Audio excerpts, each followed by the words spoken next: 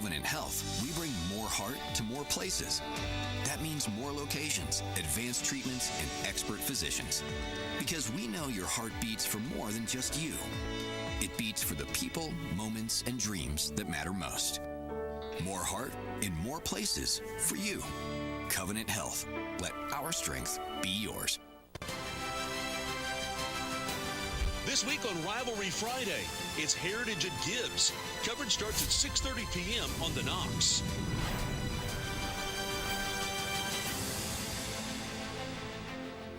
Hey, East Tennessee, ready to save big? It's all at Hammer's Dry Goods. For over 70 years, we've been your hometown store for famous brand men's and ladies' clothing at rock-bottom prices. Need rugged workwear? Sharp casual looks? Ladies' game day gear? We've got it all, and it's priced to move. And when you shop Hammer's, you keep your money local, supporting our schools, our students, and our community. Hammer's Dry Goods. Tradition, value, hometown pride, and savings you can feel. Get to Hammer's today.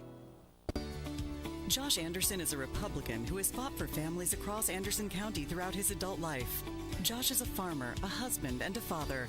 For 4 generations, his family has lived in Anderson County. A graduate of the University of Tennessee, Josh has served on the Anderson County Commission for 7 years and served as chairman for 3 years. Josh is a businessman who will put his experience to work for all of us. A supporter of term limits, Josh believes 2 terms as mayor is enough. Josh Anderson believes leadership starts with listening. High school sports is bigger than the players in the game. It's all about communities, screaming fans, the bands, cheer teams, and mascots. Oh, and the dogs.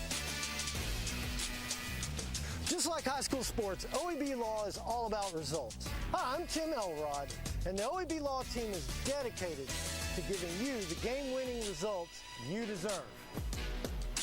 OEB Law, just results, 546-1111. Upgrade your home with stunning natural gas appliances from Oak Ridge Utility District. Enjoy 0% financing with approved credit and turn your dream kitchen into a reality. Call today for a free estimate, get free delivery on all purchases, and enjoy handsome incentives on our appliances. Free delivery, 0% financing, and impressive incentives makes now the perfect time to switch to affordable, safe, and reliable natural gas. Don't wait. Choose Oak Ridge Utility District, your affordable energy choice. Call now or visit our website to get started. The Free Medical Clinic provides primary care at no cost to the working poor. Every day, thousands of families live in fear, afraid to get sick or injured because they have no insurance and low income. But FMC removes that fear. We help people get back to work, back to school, and back on their feet, keeping our families healthy and our economy moving forward. Especially for our rural and minority neighbors.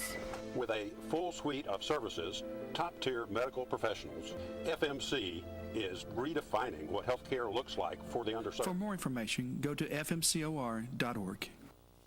Bring the whole family together at the Free Medical Clinic Holiday Ice Rink at Roane State Community College, Harriman Campus, all of November. Glide on synthetic ice with family and friends or go skating for the first time and create joyful memories for all ages. Leading up to the Roane State Christmas tree lighting on November 17th, where everyone skates for free.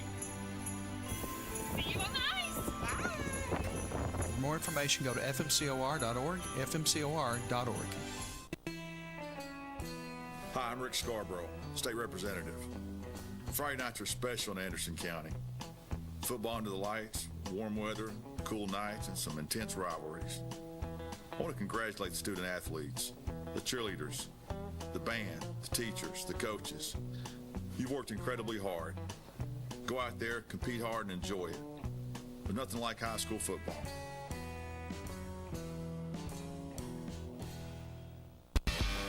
At Ferris, we want you to get the most out of your time and end each day feeling good. That's why we pioneered exclusive lawnmower suspension technology, allowing for full-speed mowing, even over the roughest terrain. Grow your business by getting more done in less time with Ferris. Ferris. Work hard, feel good. Found exclusively at independent Ferris dealers. I wanted to continue my education after high school, but my family and I didn't think we could afford it. Then I found out that Roane State has the options to make college possible. Now I'm pursuing my dreams and will make my family and community proud.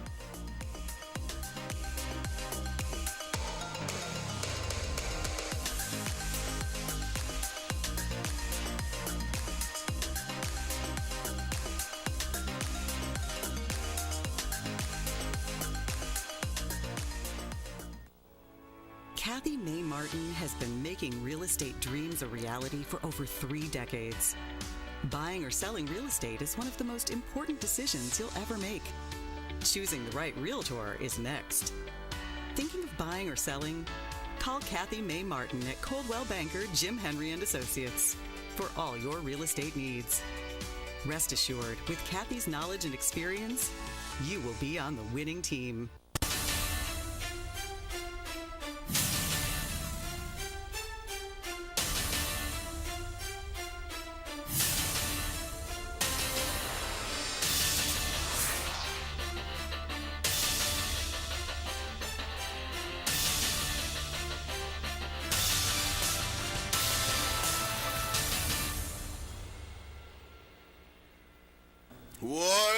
It's on and popping. I got my boy Derek Jett in the building right here on the Friday Night Scoreboard, brought to you by the Free Medical Clinic. Guys, the Free Medical Clinic's mission is to provide medical and now mental health care for low-income and uninsured for residents living in Anderson, Morgan, and Roane County. There's no bill. If you have any type of health issues, you need to make sure that you go see them at the Free Medical Clinic. Thank you guys for what you do. Mr. Derek Jett, welcome back. I know, man. Back in the saddle, ain't it? Yes, sir. Let's go. This is what we needed. I know you guys missed Derek as much as I did. He's back on. It's my buddy right here, man. How you been doing, buddy? Man, I'm blessed, man. A lot of family stuff going on. Financials are different. But I thank God for all the hard times that I'm going through, because I know once I get through them, on the other side is where he wants me. Right. So I thank him for all the hard BS I'm going through right now. Me too.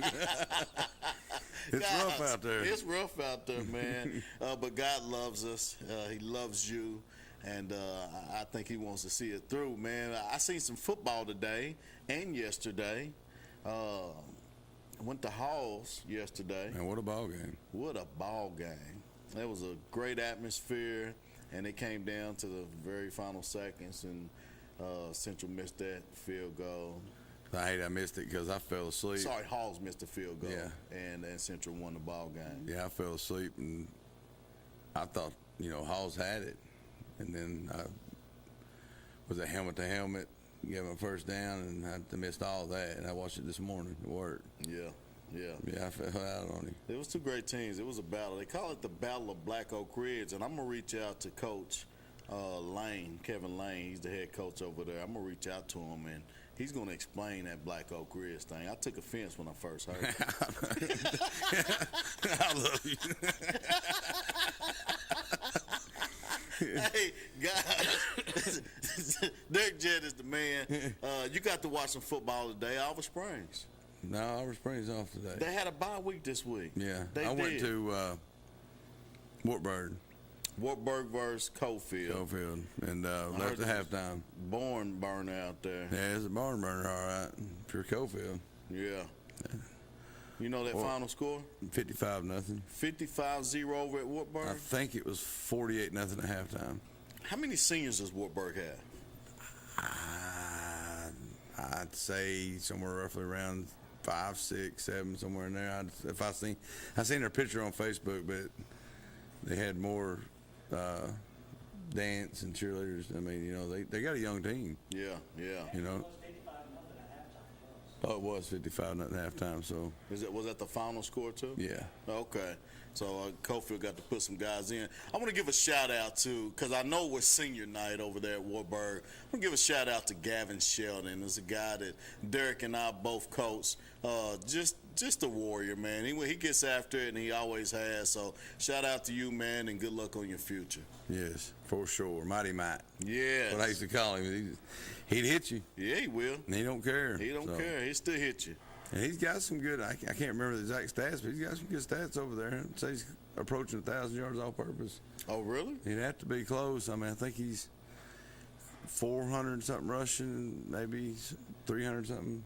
So he's climbing. Okay. Yeah. Shout out to Gavin Sheldon. There's a little shining star up there because they're young and they're struggling. Yeah. And I'm glad he made that move out there. He played for Oak Ridge his freshman year, and I thought he had a better future doing what he does, what he loves to do, right? Playing at Wartburg. So I'm glad he got that opportunity. Yeah, Same thing for Jaden Early. Right. You know, played for Oak Ridge, but now he's in Olive Springs right now. And loving it. And he's loving it. Yeah. I mean, he's with his guys. Yeah. He's with his guys. You know, so those kids deserve that moment. Right. They do. They worked hard the whole life. Mm-hmm. Then they get in a situation where it's a maybe. It's a flip of a coin. Right. It's a maybe. And they deserve it because they work hard in practice. Yes. They're coachable kids. Right. Good kids. Yeah, great kids. Yeah. And they're going to give it their all. So, wow. So, who was a shining star tonight over there at Wartburg? You got to give it number one, Jaden Bunch. I mean, I think he had, four touchdowns. I don't know how many yards. I'd say 150 easy. He's approaching the all-time rushing record. Yeah, I would say he gets that next game. I mean, he'd had it tonight, but you got to watch for, you don't want to just keep somebody in there up 40, but, Wow. Yeah, he looked pretty good. And little Hayden Hedrick, man, that double deuce right there, buddy, he's good. Yeah, he is. He just, and I'm not taking away from anything, but he needs just, I think, a few more carries. And, it'd be pretty nice to see 2,000-yard rushers. Yeah. I'd be proud of that. Yeah. He's getting halfway, there, and he's got that jet luck, buddy. He runs an 80-yard touchdown and gets called back. Dang. He runs this play, gets called back, and then he runs one down there close, and then football's football, and another guy comes in and gets touchdown. Yeah. I'm not saying taking anything away from anybody, but that's what he was probably wore out or whatever. Yeah.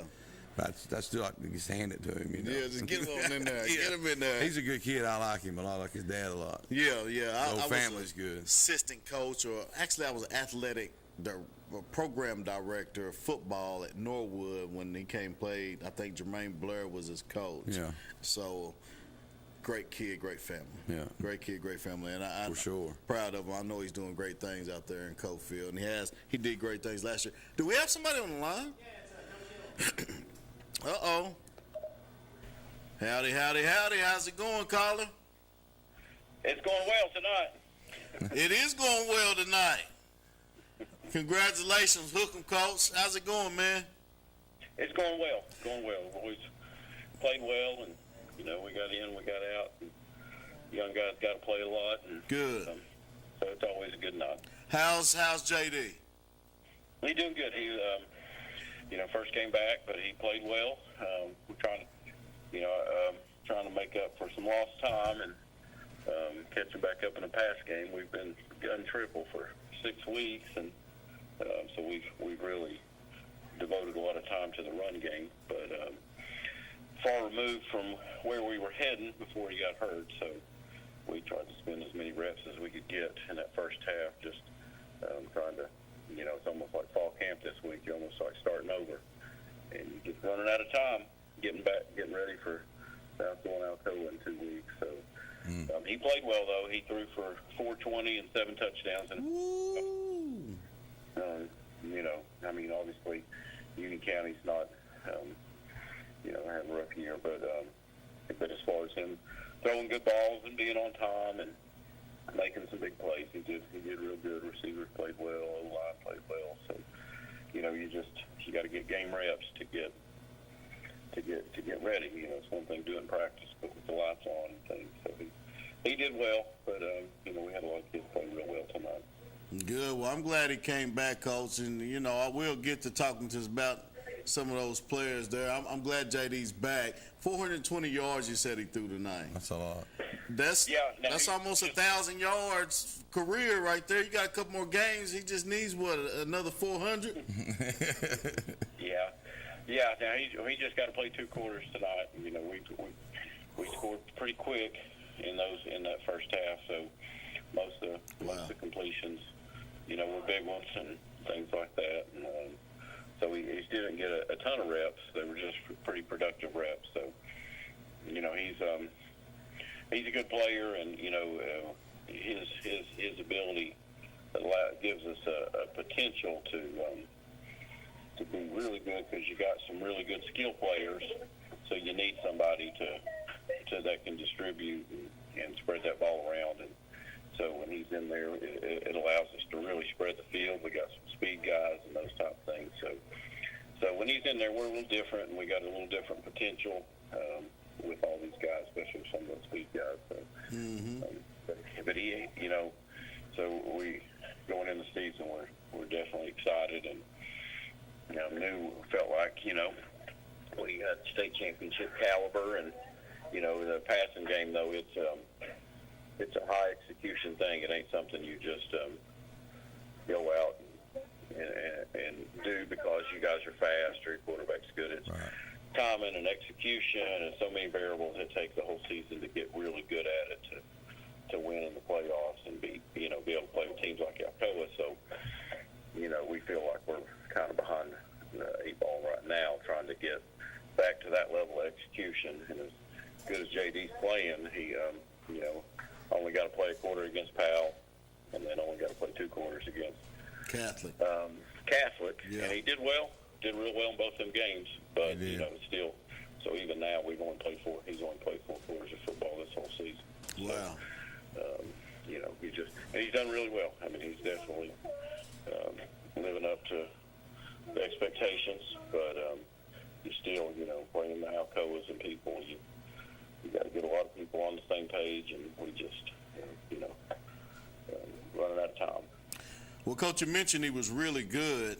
I'd say so, getting offers at Power 4 level in 8th and 9th grade. He got to be really good. Yeah, I mean, we put a lot of time in when he was young. A lot of work. A lot of that, he's got, we've been blessed to get a go throw for some people like Lane Kiffin and Mississippi State's coach. My mind's slipping. I can't remember his name right now. But all these guys have had us out, and he's got a throw for him.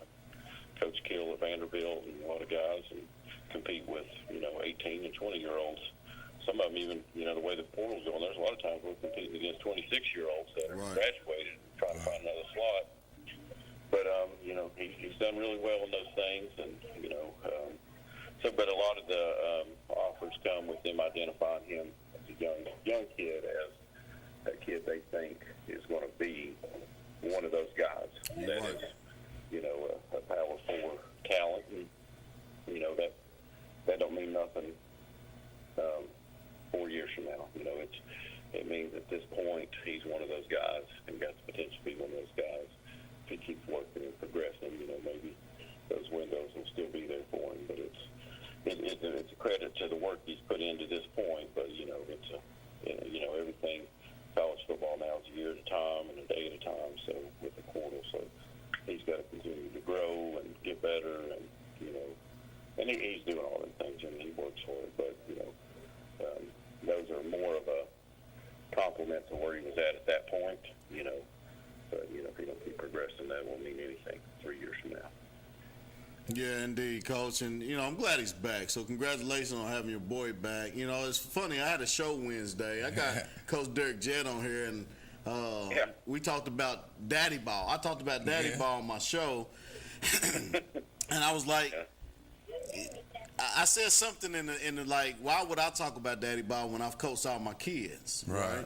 I've been in that situation. Yes. I dare somebody be a coach and coach their own kids. Right. Get out of the stands and come down there, because you know all the plays. You know how to call them better than we do anyway. Right. But Right, yeah. Yeah, they know the plays better than you, Coach. Hey, well, I'm glad he's back. GT's doing a little better. That's good. And he's doing great. The Lord's been good to him. Good. GT's a fighter, man, and he's such a big part of our program. Not only we get JD back this week, we got GT back, and he brings some energy to us, man. He's a big part of our family, and when he's not here, we feel it. And when he's here, we feel it. So, I can tell stories about, just how tough he is and what a fighter. But, what he's went through has been rough, and a lot of people go through that. And, so a lot of us are familiar how bad the chemo and radiation treatments can be on somebody. Going through it 8 months and can't eat, and, where he's got it in his mouth and throat, can't swallow, and just takes a toll on a person. But man, he's that guy, man. He'll still get up and run and walk, and if he's got enough energy, he'll show up here, and we'll catch him in here doing laundry. Don't tell nobody. Don't let anybody know. He just shows up and starts working, and he goes back home. But just that spirit of fighting, that you're trying to get across to these young men how hard life can be, and what tough. It's one thing to tell kids to fight through injuries, being tired, because you tell them, hey man, life gets tough, man. You got to learn how to fight. Yeah. But you got a guy like GT, man. He's modeling it. The toughest things. That's life. You gotta have that spirit of fighting, or it'll get the best of you. And he's a special guy, but we're thankful he's back, and doing back in here full force now. Good, yeah. I tell everybody, man, life's gonna fight you, but you better fight it back. You gotta fight hard. You gotta fight hard, yeah. And he's a true example of that. That's wonderful, but there's none of us that's going to come through this thing without having adversity with our loved ones or ourselves and that kind of thing. That's right. You got to be a fighter. Yeah, absolutely. Well, Coach, I know you've been plagued with injuries. Heck, you let Gibbs pluck you off there for some reason. I don't know why you did it. I'm just kidding with you. But you've been plagued with injuries. Those injuries and JD, it takes a toll on you. Yeah. At the end of the day, it's still my fault. But young men are this age are emotional, and like you lose JD, and they know you lose your potential to maybe be what you were. Takes a little wind out of you, and then you all these talented receivers aren't really getting to participate. Instead of running routes for an hour and catching balls and doing special things, are out there arc blocking and stock blocking for an hour every day, and you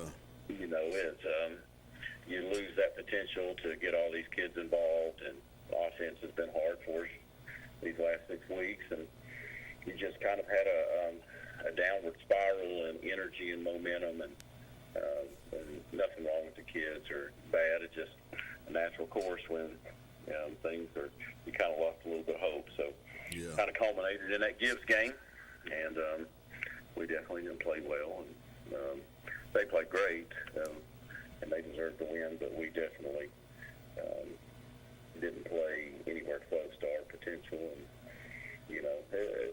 all things work together for our good, and it's a good wake-up call. And we kind of rebooted a lot of things here and helped everybody, including us coaches, get our attention and get refocused. And just so happens JD's back, and some of those kids that have been banged up, or we had a week off, and they're healthy again. Rocky Brown healthy again. Good.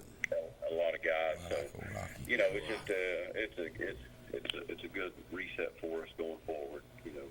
Still a little worried. I'm pessimistic, so I'm still worried about how little time we got left to get where we need to go.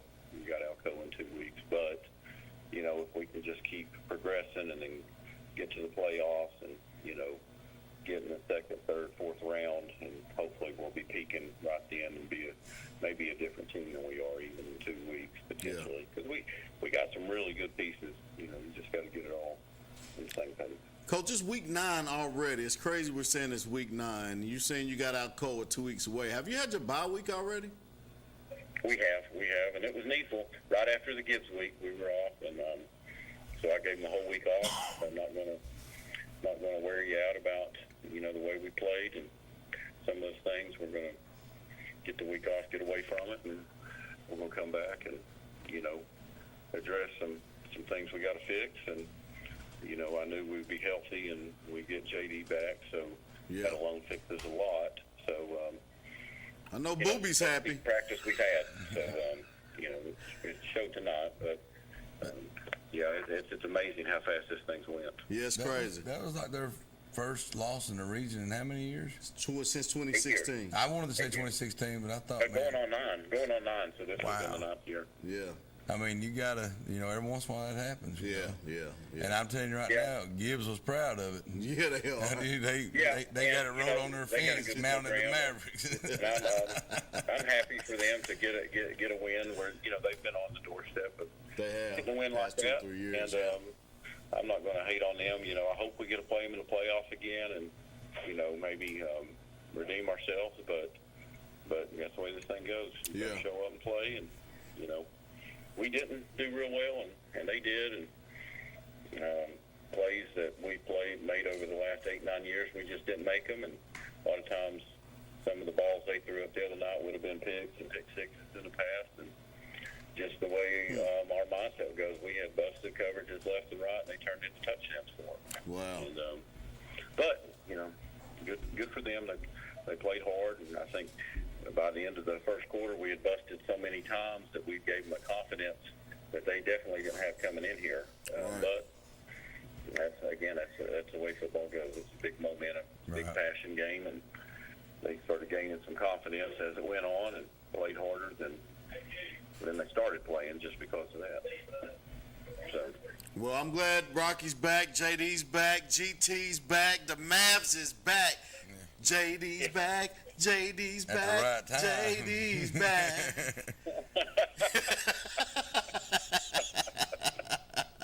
Well, Coach, I normally like to talk about other things, but I've had you on here long enough. I'm not going to hold your night. Always praying for you guys out there. I hope you finish strong. Who do you play next week? We got South Dual. They've had a good year. Yeah. They a lot of people didn't know, but their starting quarterback blew his knee out at the end of the Alcoa game 2 weeks ago. So wow. I think that's probably changed which we know how hard that is. Yeah, absolutely. But I don't think they had somebody replace him. So it'll still be a tough region game for us. But it'll give if we play anywhere close to our ability, we should be fine. And then it's you and Alcoa, and you've been marking this game for a calendar year now since we knew it happened. Mm-hmm. Obviously we've had an injury-plagued season, and we're just now getting close to back to healthy. But still a big game. First time they've ever been to Maverick Stadium here. We may not be where we want to be executing, but I can guarantee you the atmosphere is just going to be off the chart here. So hopefully we'll rise to the occasion and play with our hair on fire, where some of those execution things aren't that big an issue that night. What? I tell you what, Coach, you just call your friends on the other side of the bridge and get that film on how to beat South Dual.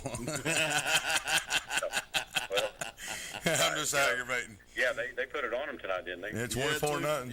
Yeah. Yeah, I figured they would. Our coaches, we pick about 10 or 15 games every week. I picked Clinton. I knew the quarterback was out, but again, I think Bryce Maddox is one of the best receivers to ever come through Tennessee. I agree with you. I think anytime he's on the field, you got a chance of winning. I agree.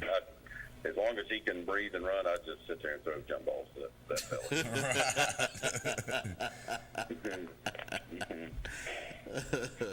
Well, that's awesome. Like I said, I always praying for you guys, Coach. I know you're going to finish strong. You always do. You have a great coaching staff out there. You have some phenomenal athletes out there, an amazing line, a phenomenal community that's always going to support you, travel with you far away. So, keep your socks on, Coach. Keep your socks on. Don't take your shoes off yet. Keep your socks on and keep rolling, okay? All right. Thank you, guys. Thank you, Coach. Thank you, bro. All right, bye. Coach David Gillum over there at Anderson County, hook 'em. He got his guys back. Yeah, that's good. Yeah. That's big. Yeah. Especially like he said, if they can pick it the right time, it's the right time. That Alcoa game, though, boy, that's going to be. It's going to be a game. We've been wanting to see that now since we heard about that. Exactly. Heck yeah. Knowing everybody that's over there at Anderson County now and all those transfers from Bearden, the star quarterback, J.D. Gillum. Back. Yeah. So, yeah, that's the game. So, Cofield versus Alva Springs on Halloween. Mm-hmm. You got Alcoa versus Anderson County on Halloween. Mm-hmm. The day before Halloween, you got Oak Ridge versus Maryville. Mm-hmm. Whoa. And the rivalry Thursday that week is West Powell? Is it not? Which one is it? Rivalry Thursday, Week 11 is Pallet West. Oh, that's the next week or the week before. I don't know.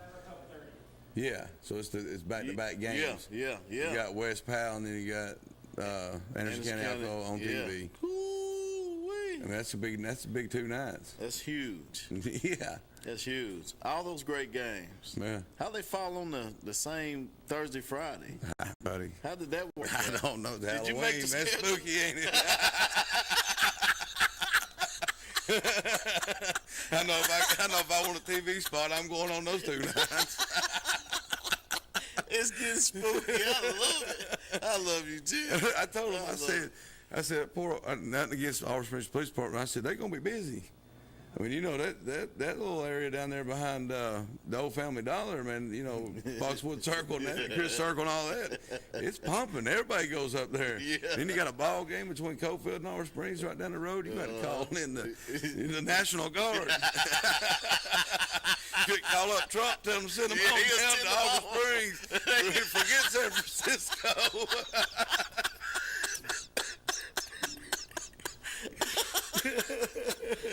It's a war.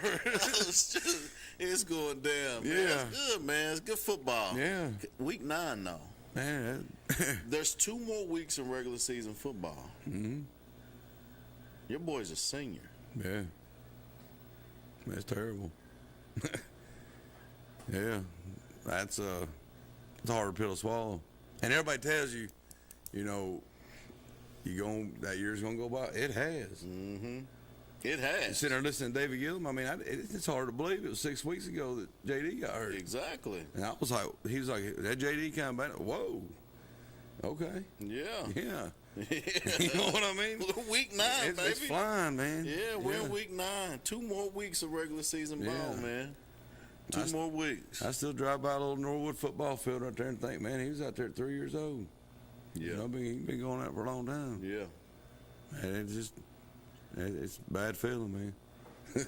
But, you know, he got a thing today for some camps. Some camp people's come out, you know, reaching out to him and wanting him to log his spot in. And we got to sit down, and he's starting to get that little, you know, I won't play football in college, Dad. Well, when you start knowing it's week 9. Yeah. Yeah, it's almost over. Yeah. You might want to slide in somewhere. Yeah. You know, so we're going to see what's up. Well, good. I'm glad he deserves it. Yeah. You know, he deserves it. You know, I did he was my player of the week a couple weeks ago. Went out to Olive Springs, did an interview with him, and I posted it on my page. And buddy, last time I looked at it, it was like 8.4 thousand people has done viewed that. Yeah. It is one of the most viewed posts that I have. It is the most viewed post I have in the past couple of years. So, I mean, it's just a testament to who he is, man. Yeah. Spoke well. Yeah. He looked good. Yeah. And everybody loves him. He's always had that same demeanor. Yeah. That's right.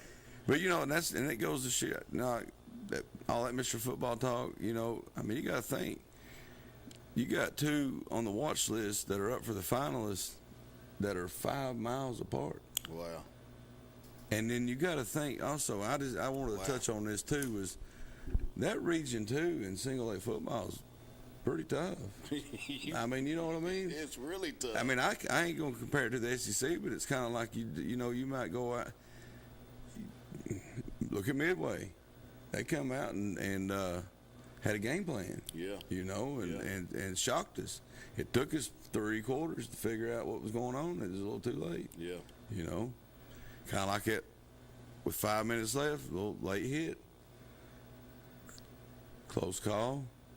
Some people down the south of the river, it wasn't that close, you know, but for some of us, it was close, you know. But anyways, that took the momentum, you know, and then that Tate Mason, man, he's tough. Yeah, he is. And, you know, I mean, you got to think he's slippery like Jet. Yeah. And he's got some power. Yeah. You got Bunch, Mason, Jet, Davidson, Rockwood. Yeah. Gavin out there in Wartburg. Yeah. I mean, there's some dogs in that region. Wow. And, you know, you got to think about, too, real quick, is our 5th place team goes and wins Region 1. You know, so they're not even going back to playoffs. I don't know. And then you got like, dang. I think it's Region 3 maybe out there with Clay County. I mean, they're going to win their region. There's only 4 teams, so they all 4 make it. Wow. Yeah, and I think they beat Red Bull in Springs tonight, 60 nothing. I mean, I don't know Good for sure, Lord. You know what I mean? And then you got Sell Creek down there that's was 7-0 until they met South Bishopsburg, 56 nothing. It's on the screen. Oh man! I'm just saying that's a tough little region right there, and right here in this little area. You know. Well, I tell you what, we don't get enough credit out here about how good these players are, but that's why every year I make sure to go get those boys from the. We'll plug it back up. Back and you're already breaking our stuff? Yeah, he just wants to come break something, I guess, tonight, but we got that fixed. We're back on. Thank you, buddy. But we're excited about football season. You know, although we are in week 9, going on week 10, and it's going to a lot of seniors. Today I got to go out and see a lot of the kids from Oak Ridge that I coached. First, I was at Grace versus CAK. I've been to a lot of football games this year, as you know, with Rivalry Thursday and Rivalry Friday. And there has been maybe 2 games that I didn't have a kid on one side or both. Right. Today, I had a kid on both sides of the CAK and Grace game. And then all the kids, of course, on Oak Ridge. Yeah. But I got to go out and record and take pictures and just tell them I love them. And, you know, it's going to be rough. So I think we have Coach Dawson on the line from Clinton. I want to take a commercial break. I'll get Coach Dawson on the line. We're going to take a small commercial break. And when we get back, we'll talk to End on Empty, the Clinton Dragons, with their second victory. We'll be right back. Everywhere you look, you can find unexpected things that make you smile. Little reminders to care for your heart. At Covenant Health, we bring more heart to more places. That means more locations, advanced treatments, and expert physicians. Because we know your heart beats for more than just you. It beats for the people, moments, and dreams that matter most. More heart in more places for you. Covenant Health. Let our strength be yours. This week on Rivalry Friday, it's Heritage at Gibbs. Coverage starts at 6:30 p.m. on the Knox.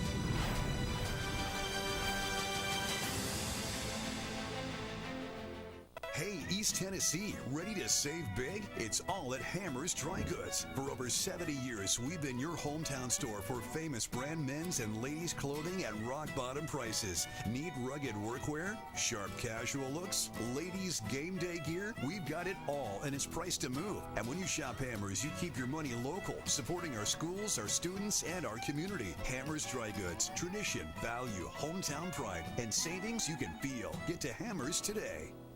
Evans Mortuary has been serving the needs of families in and around Roane County since 1976. As established members of our hometown community, we understand the security of dealing with people you know you can trust. We built our reputation on this trust. The Evans family appreciates the confidence the community has expressed in us over the years and will constantly strive to earn that favor. Evans Mortuary, 805 North Gateway. Cooler weather brings autumn-colored leaves and football time in Tennessee. Warm up with natural gas heat or enjoy the year-round comfort of natural gas water heaters, ranges, and clothes dryers. More affordable and reliable, natural gas keeps your home cozy while increasing its value. Whether you're a new home builder or a homeowner wanting an upgrade, consider all the benefits natural gas offers. Call us today or visit us online to learn more. Oak Ridge Utility District, your hometown natural gas provider. The Free Medical Clinic provides primary care at no cost to the working poor. Every day, thousands of families live in fear, afraid to get sick or injured because they have no insurance and low income. But FMC removes that fear. We help people get back to work, back to school, and back on their feet, keeping our families healthy and our economy moving forward. especially for our rural and minority neighbors. With a full suite of services, top-tier medical professionals, FMC is redefining what healthcare looks like for the underserved. For more information, go to fmcor. Josh Anderson is a Republican who has fought for families across Anderson County throughout his adult life. Josh is a farmer, a husband, and a father. For 4 generations, his family has lived in Anderson County. A graduate of the University of Tennessee, Josh has served on the Anderson County Commission for 7 years and served as chairman for 3 years. Josh is a businessman who will put his experience to work for all of us. A supporter of term limits, Josh believes 2 terms as mayor is enough. Josh Anderson believes leadership starts with listening. Welcome back to the Friday Night Scoreboard, brought to you by the Free Medical Clinic. Last year, the Free Medical Clinic provided over 15,000 patient appointments and diagnosis worth over $9 million in value of medical care for our communities. Anderson, Morgan, and Roane County. No bills. Nobody left home with a bill. Nobody's worrying about the bills because the Free Medical Clinic is exactly what they say they are. The Free, F-R-E-E, Medical Clinic. And they also can take care of you. So if you're underinsured, uninsured, you need health insurance, health care, they're the ones to go to. So make sure you contact the Free Medical Clinic, and we appreciate them for sponsoring the show. We got Coach Jake Dawson on the line. Coach Dawson, how you doing? I'm doing good. How about yourself? I'm blessed, man. Coach DJ Pendergrass here. We got Coach Derek Jett on the show, and Coach Derek Jett is going to scold you, buddy. So, how does it feel to get a big shutout win? It's nice. It's good for the kids. Be able to look up in the night and, obviously we were able to put some points up on offense, but, just the mentality of leaving a game and shutting somebody out, that's a great thing. So I'm really happy for our kids. So, I got to ask, how'd Bryson do? He had 7 for 91. He's, if I'm not mistaken, 130 away from the single-season record, and he's only played 7 games this year. Oh, wow. Was like Coach David Gillum said, just throw it up to him. I won't ever play. He did a great thing. And on top of just being a great athlete, he's a fantastic kid. So I'm so happy for him. Yeah, I got a chance to sit down and have dinner or lunch with him over there at Knoxville Quarterback Club. I don't know if you remember that day. Yeah, no, he's awesome. Yeah, he's a good one. Very respectful. Who you got next, Coach? We got Powell next week. So we got Powell next week at home. It'll be our homecoming. We do kind of homecoming senior night kind of swap here. I'm new to it. It's my first year. And then we got Hall. So we got a couple region games to finish us out. Absolutely, Coach. What do you do to prepare for these games? We know you got to win these games. Yeah. You want to get into the playoffs. What do you do to prepare for these games? We have a great coaching staff. We work incredibly hard. The biggest thing for us is, we just try to find small things to put our kids in position to make plays. And, we tell our kids all the time, we're going to try our best to give you the keys to be successful. You just got to get in and drive. And it's a great feeling whenever the kids do that, and whenever, we feel like we had a good staff week preparing. We had an incredible week of practice, so I'm really happy for the kids. That's good. Yeah, absolutely, Coach. Who do you want to give a shout-out to on the offense and defensive line? Oh, man. Well, I'll say O-line, James Daniels and Xander Huffman played really good ball tonight. Yes. Defensive line, Devontae Fortson and Gabe Sanders played some really good ball tonight. I'm proud of our D-line. Probably the first game this year we didn't jump off sides at all. Okay. So I'm fired up for those guys. Yeah. That makes a difference, I know that's man. Right. Yeah. Those penalties we held hurt our you. water tonight a little bit. Oh, man. That's good, man. That's good. So who's holding it down for you in the secondary on defense, Coach? Ryan Jones had a big night tonight. He's doing a fantastic job. Ryan Jones, yeah. We're senior heavy on that aspect. So, Ryan Jones played a great game. Connor Bayless had a good game tonight. Riker Arms. Nice. Those guys, it was a real team effort. They did a fantastic job. I love it. He naming family members now over there. I know that's got kids everywhere, dog. Yeah. Good night. So how many parents yelled at you tonight? It's probably a little less than normal, but, I tell people all the time, you'd rather, it's the same like with our kids. Like, you'd rather have to pull past your back a little bit than try to get people fired up. So, Clinton, man, it's a passionate community, and, the great thing about it is you're going to be accountable here. And, that can make it break some people, but we have a fantastic staff, and we have a bunch of people that are on our side, and we're in this thing together, and I'm really excited where we're going to take it. That's awesome. Well, congratulations on the win, Coach. Rooting for you. We want you to win out, Coach. Win out. Yes. Hey, that's always the plan. I appreciate you guys. I'm going to tell it like you tell everybody else, Coach. End on empty. Yes, sir. That's the goal. End on empty, Coach. We've been saying it a long time. End on empty. I hope we can do it. Hope we can make it come to fruition. Nothing happens overnight, but I'm proud of your accomplishment, Coach, and just keep pushing forward, man. All gas, no brakes. Thank you guys so much. I'll talk to you soon. Absolutely. See you, bud. All right, take care. See what we got on line 2 here. Thank you for calling in Friday Night Scoreboard. Who we have on the line, caller? Hey, what's up? What's up? Who is it? It's Coach Ring here. I'm sorry, I didn't hear you, Coach who? This is Coach Ring over at the Wildcat Country. Oh. Hold on 1 second. Roll, Wildcats, roll. Hey, slow half in the first half, came back, and I tell you, that Blaine Stansbury, he's a Division I talent you got over there, Coach. Talk about the ball game today. Yeah, we obviously, I felt like Hardin Valley is much improved from what they've been the past 5 or 6 years. Yeah. We ended up, I felt like in the first half we had a chance, got 14-0 there, and then, credit to them, they kind of got us on a little trick play, a little halfback pass there. They're very multiple on offense. They were doing a lot of motions and shifts and imbalanced formations, and kind of got us out of whack there a little bit, and ended up number 2 for them could really run. A lot of our kids know him from track, so he 14-10 at halftime. Felt like we had a couple chances to, do better in the first half there, and didn't get it done. So, 14 in at halftime, then we kind of tried to ride the troops up a little bit. So, second half, we come out and had an 18-play drive. Basically, used the whole third quarter to that's right. have us a drive there. And then, got up 21-10. And then we just the game just kind of bled out. We had a field goal blocked and a couple touchdowns called back and kind of played a little sloppy. So, one of those nights that probably was not our best performance, but we're able to get a win. Blaine did a great job running the ball there. He was 1 point over 100 yards rushing. So, wow. We were able to get out of there with the win. That's really what matters at this point. Hey, Coach, I put a W in the column any day, baby. I love it. Exactly. And I bet on you on FanDuel, too. I bet you didn't know you was on FanDuel. I did not. No, you're not, but it sounded good. If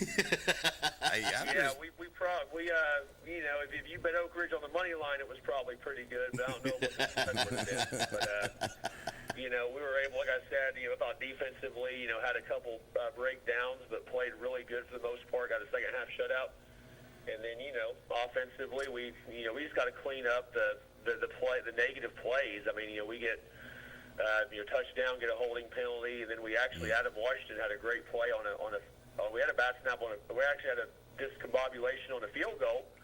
Then Adam rolled out right and then was able to throw a touchdown pass. We had a couple linemen get downfield. So, we just got to make sure we kind of are a little bit more buttoned up. But, like I said, you get this late in the season, a lot of teams are kind of grinding out games, and we're just excited to get the dub. He's still grinding out to 8-0. Yeah, he is. Hey, and there's a lot of people out there that Oak Ridge's going to go up there and then 6A. And 6A, and they ain't going to do nothing. And look at them. Hey, they're rolling. I said it since day one, Coach, that they're moving up to 6A, but they have star power at every level and every position on that field. And I hope you guys are patched up, healed up, and to go take out your old team, Coach. Yeah, that's the thing. We got Farragut Thursday on Rivalry Thursday, a standalone game, so that should be fun. We got to go down there, and I think they're young this year, but we got to, we got to go there and play well Thursday, and then that could set up a big clash with the alma mater, the Maryville Rebels. So, yeah, absolutely. Well, one thing about it, Coach, is you'll be going in undefeated. We just got to try to, correct some stuff and get ready for Thursday. Well, I think you're doing a great job, and, it's football. Anything can happen, but, obviously on FanDuel, you guys are negative 135 over Farragut. So, and I know you guys are banged up just a little bit, but I've noticed that Wayne Gibson has taken over to him running that football. Looks like he's toting that rock pretty good. Yeah, Wayne's one of those. I mean, you got Demillion Porter with a little bit of a knee issue. Against Bearden, got hit pretty good on the knee and was out tonight. And then Wayne Gibson filled in again the second half in the Bearden game. And then, Wayne had a really, really good night.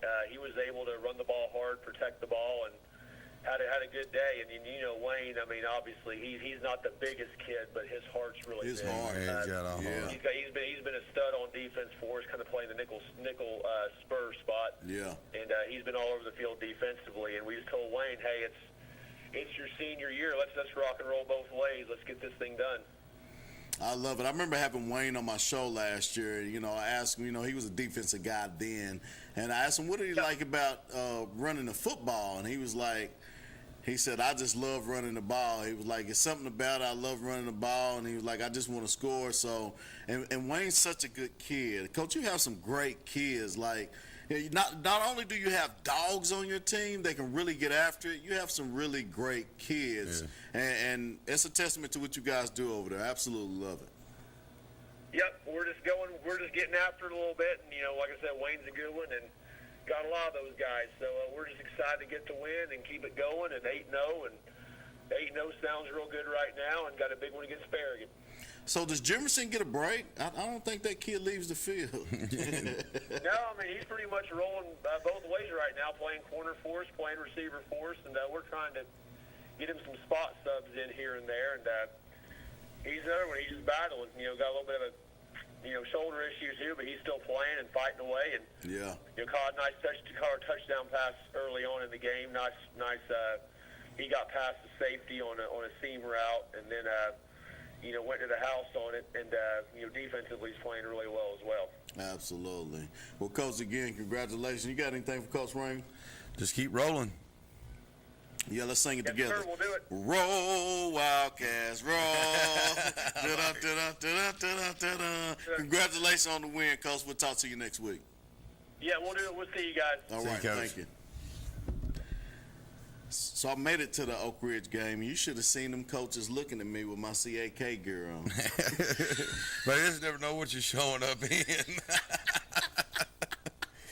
Hey, guys, we're going to take a small commercial break. But when we get back, hopefully we can talk to Coach Kevin Lane out there at Central, because we want to know what the Black Oak Ridge is. Hopefully we can talk to Coach Matthews if he's still up there, has such an early game. We have few more coaches that are interested in calling. They'll call in. If you guys want to call in, have anything about your games, what happened at your games, who did well at your game, any highlights you want to send them in the news at bbbtv12.com. That's news at bbbtv12.com. We'll make sure to get your favorite players' highlights. Guys, hang tight. We'll be right back. High school sports is bigger than the players in the game. It's all about communities, screaming fans, the bands, cheer teams, and mascots. Oh, and the dogs. Just like high school sports, OEB Law is all about results. Hi, I'm Tim Elrod, and the OEB Law team is dedicated to giving you the game-winning results you deserve.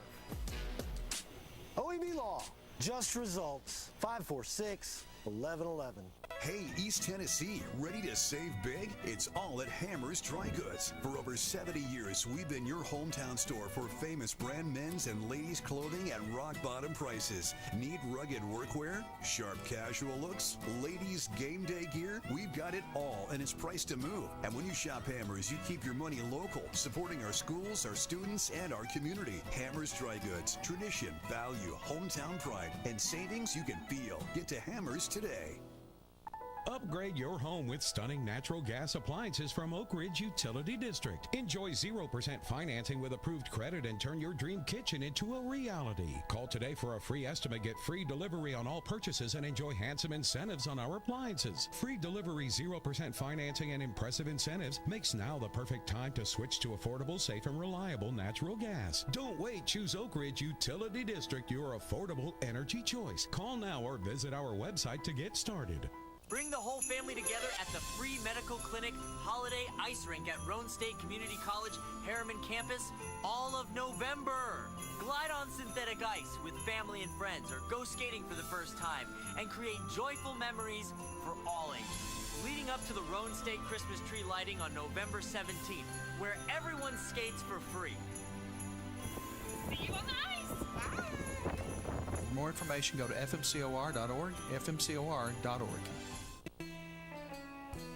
Hi, I'm Rick Scarborough, State Representative. Friday nights are special in Anderson County. Football under the lights, warm weather, cool nights, and some intense rivalries. I want to congratulate the student athletes, the cheerleaders, the band, the teachers, the coaches. You've worked incredibly hard. Go out there, compete hard, and enjoy it. But nothing like high school football.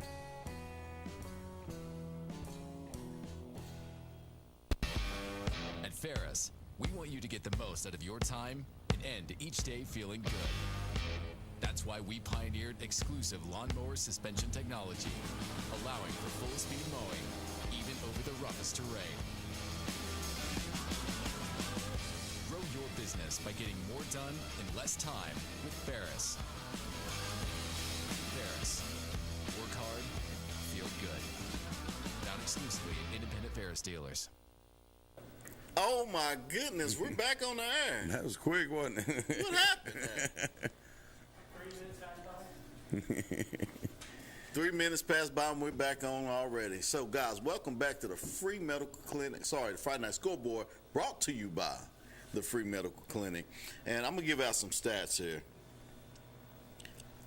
This year, the Free Medical Clinic launched its mental health division. Okay? It's taking steps to address opioid crisis, substance abuse disorders, and depression in our communities. A big shout out goes to Roane and Anderson County Commissioner for helping with the funding to get it started. So not only are they doing health care, they're working on mental health now. Which is really important. Really. And I can't, there's a lot of places closed. And them folks, it ain't their fault. Mm-hmm. And they got to have somewhere to go. And I like that just about as much as I like the free medical. You know what I mean? That means a lot that they. Absolutely. Shit, I didn't ever give you any water. I heard that.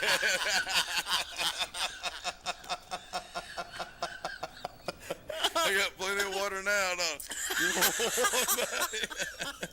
Oh my goodness! So, as you see, there's a bunch of waters here. I asked Jet here why he left me, and I said, "Did Brad do something?" He was like, "He didn't give him enough waters." So Brad's emptied out the refrigerator with all the waters as a welcome back. Jet, 'cause we missed you, buddy. Yes, I sir. got chill bumps. Oh God, we missed you, buddy.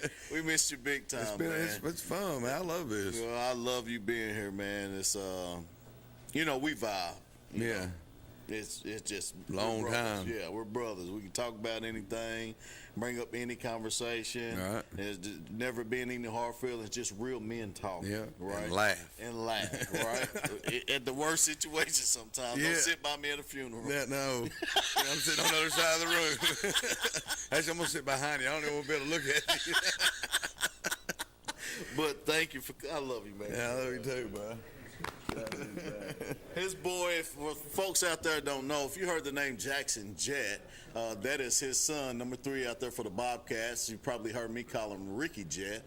And a long story about that. We'll talk about that later. But just a great man. We're just happy to have you back, man. Appreciate it. It's a few coaches that's rung my line here. I'm gonna see if Todd Helton's will probably call soon, and I hope we get Coach Kevin Lane on the line.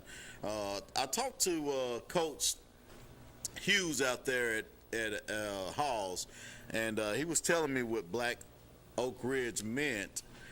But it really didn't go far into detail, so I was hoping Coach Lane could call in and give us an idea about that, because a lot of people never heard about. Yeah. That's my first. It's 50-plus years. Wow. 50-plus years they've had the Battle of Black Oak Ridge, and they have their own trophy for the game. Oh, wow. Yeah, so whoever wins that game gets to take the trophy home. That's Central and Halls. That's Central and Halls. Okay. Yeah, so now right there when you leave Halls, if you're going back towards the East Knoxville area, you'll see Black Oak Church. There's Black Oak, something. So I just don't know where the ridge come from. I want to know what the ridge is. So, but it's been a battle for over 50 years. Halls had the trophy, and Central came over to Halls last night and take that trophy back home. Boy, I fell asleep and missed that one. It was a good game, man. Yeah, it was really good. It was really good. Let's talk about some scores here. It looks like Grace defeated CAK 35-14. First half, it was 14-0 going into the half. CAK had thrown 2 interceptions. You take those interceptions away, it's 7-0 at the half, and they got a better ball game. Looks like Grace came out on fire and wound up knocking them off 35-14. You got Clinton Dragons with their second victory, 24-0 over South Dole. 59-14 West over William Blunt. Wow. Yeah. That's surprising. Yes, it is. William Blunt has had a pretty decent season this year. But West is one of those teams, we know they're really good. We know the caliber they are. We know the tradition that they carry. Right. But they just kind of, and the few games they lost have been a play away from a victory. So but it looks like they took care of business over there, and I've reached out to Coach Barron and see if he gives us a call, Barron Chandler. Oak Ridge knocks off Hardin Valley 21-10. You on to 8-0? Going on to 8-0, and that was not a pretty game. I tell you, Oak Ridge is they're banged up. So we hope they get healthy and move forward. We got Carter over AE, 41-27. Not a surprise there. Right. I text Coach Todd Helton. He'll probably call in here soon over there at Carter. Austin East has Coach Stan Stevens over there. But they have like 3 seniors maybe. Right. I mean, they're just young. like Wartburg. Yeah. Okay. So in the next 2 or 3 years, I think the tables will turn for Coach Stan Stevens over there in Austin They need East. to. They need to get back. I seen some guys putting on the old school, I forget it, like Mac and all them out there, they're out there putting on the let's get it back, Yeah, Coach Chuck Mack and all them boys. Yeah. Up there. Chuck Mack is actually a coach on the staff at AE High School. Oh, is he? Okay. With Coach Stan Stevens, Okay. yeah. So a few of those guys that we banged heads with in football or basketball. Pig bowl, buddy. Yeah, they're out there with Coach Stan Stevens helping them, trying to bring that tradition back to Austin East. And let's talk about why they're down. You take those kids out of Anderson County. The majority of those kids supposed to be at Austin East. Right. They're contending for a state championship. Yeah. You take your Jay Zion and those big boys on the line, and you put them over there at AE. Right. They're competing for a championship. But it's hard. It's hard sometimes to go back and remember that powerhouses of Austin East back in the day, and even the Fultons, and then you look on the scoreboard and they're. Exactly. And I'm not dogging on them guys. No, it's just what it is. What it is. Yeah, that's what it is. Heck, we played them several times in the Allen Rocky Top, right. What Rocky Top was a Pig Bowl and the East Tennessee Championship, and for a while there they had our number. Right. And then the phone line went down. They couldn't call us no more. Yeah. We see the Jays, baby. Yeah.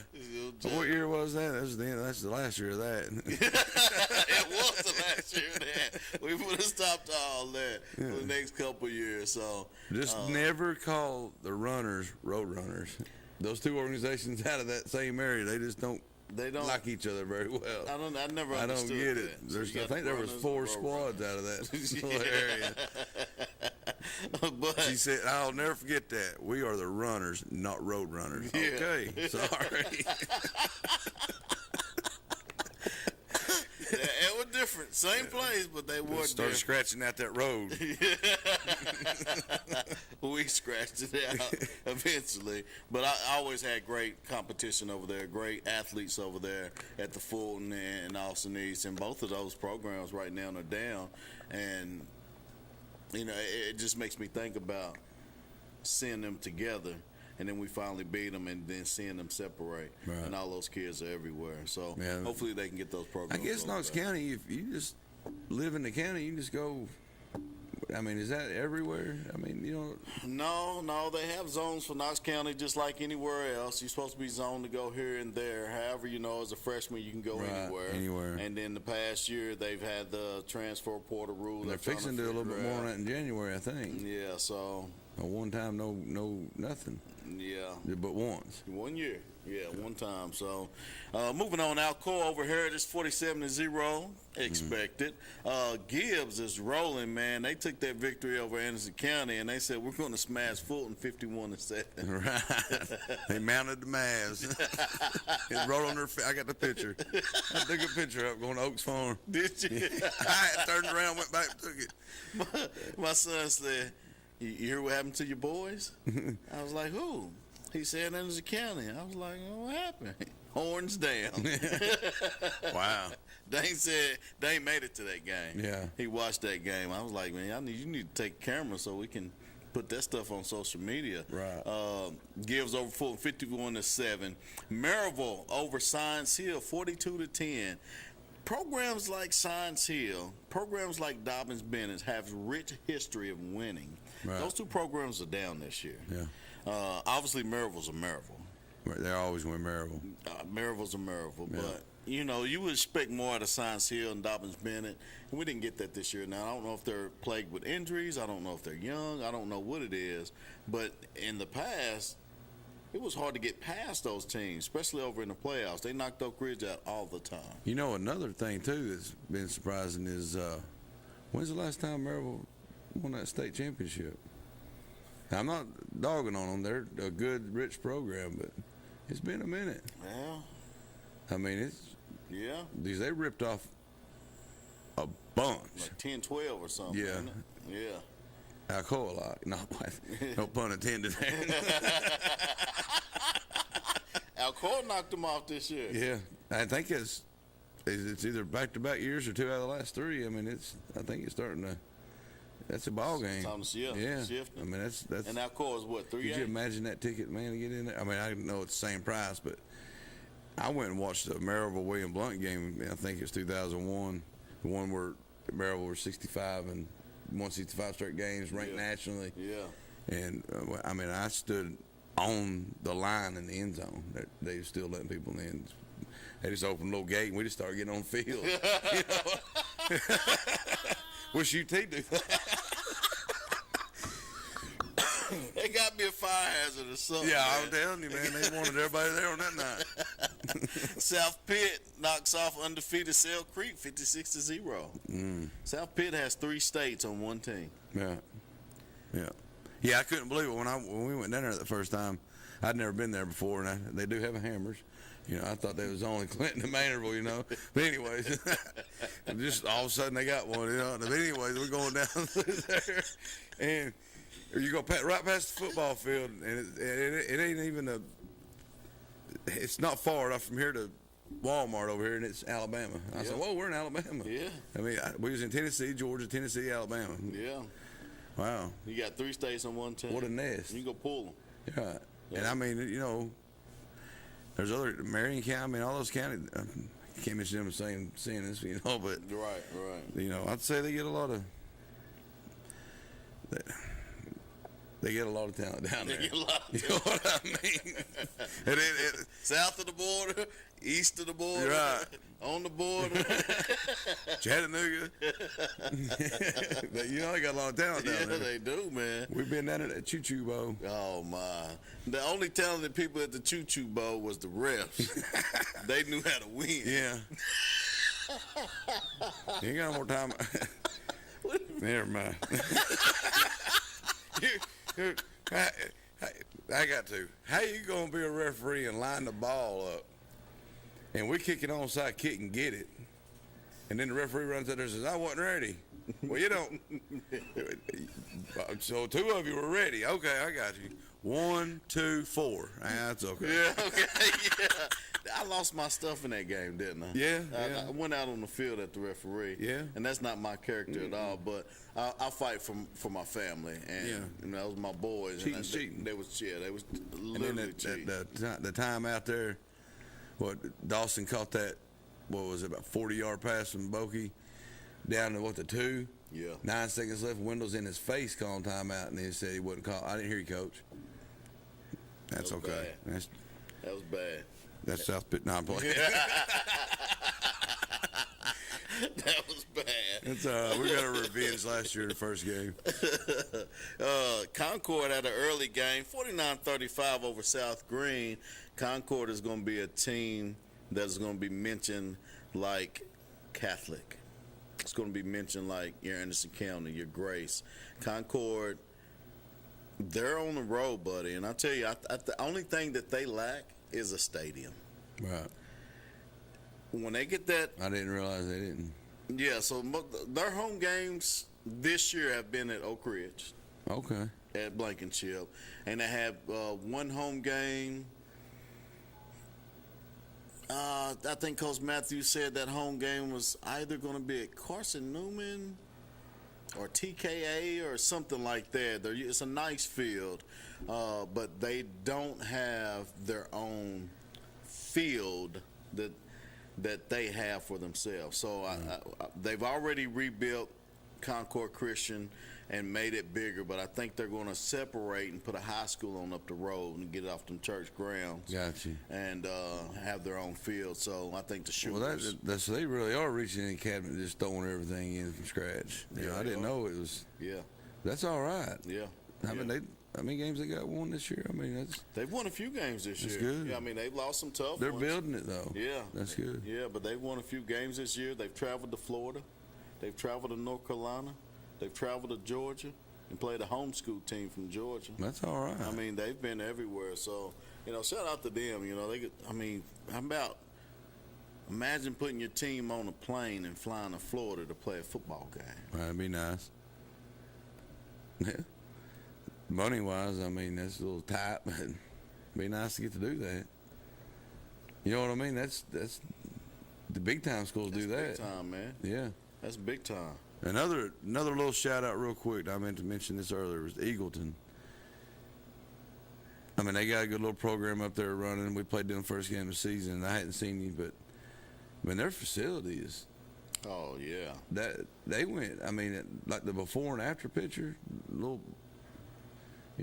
like the old Sunbright Little League field, and then all of a sudden it's turf, 3-story press box. Really? I mean, yeah, it's nice. Really? Yeah, for a 2A school.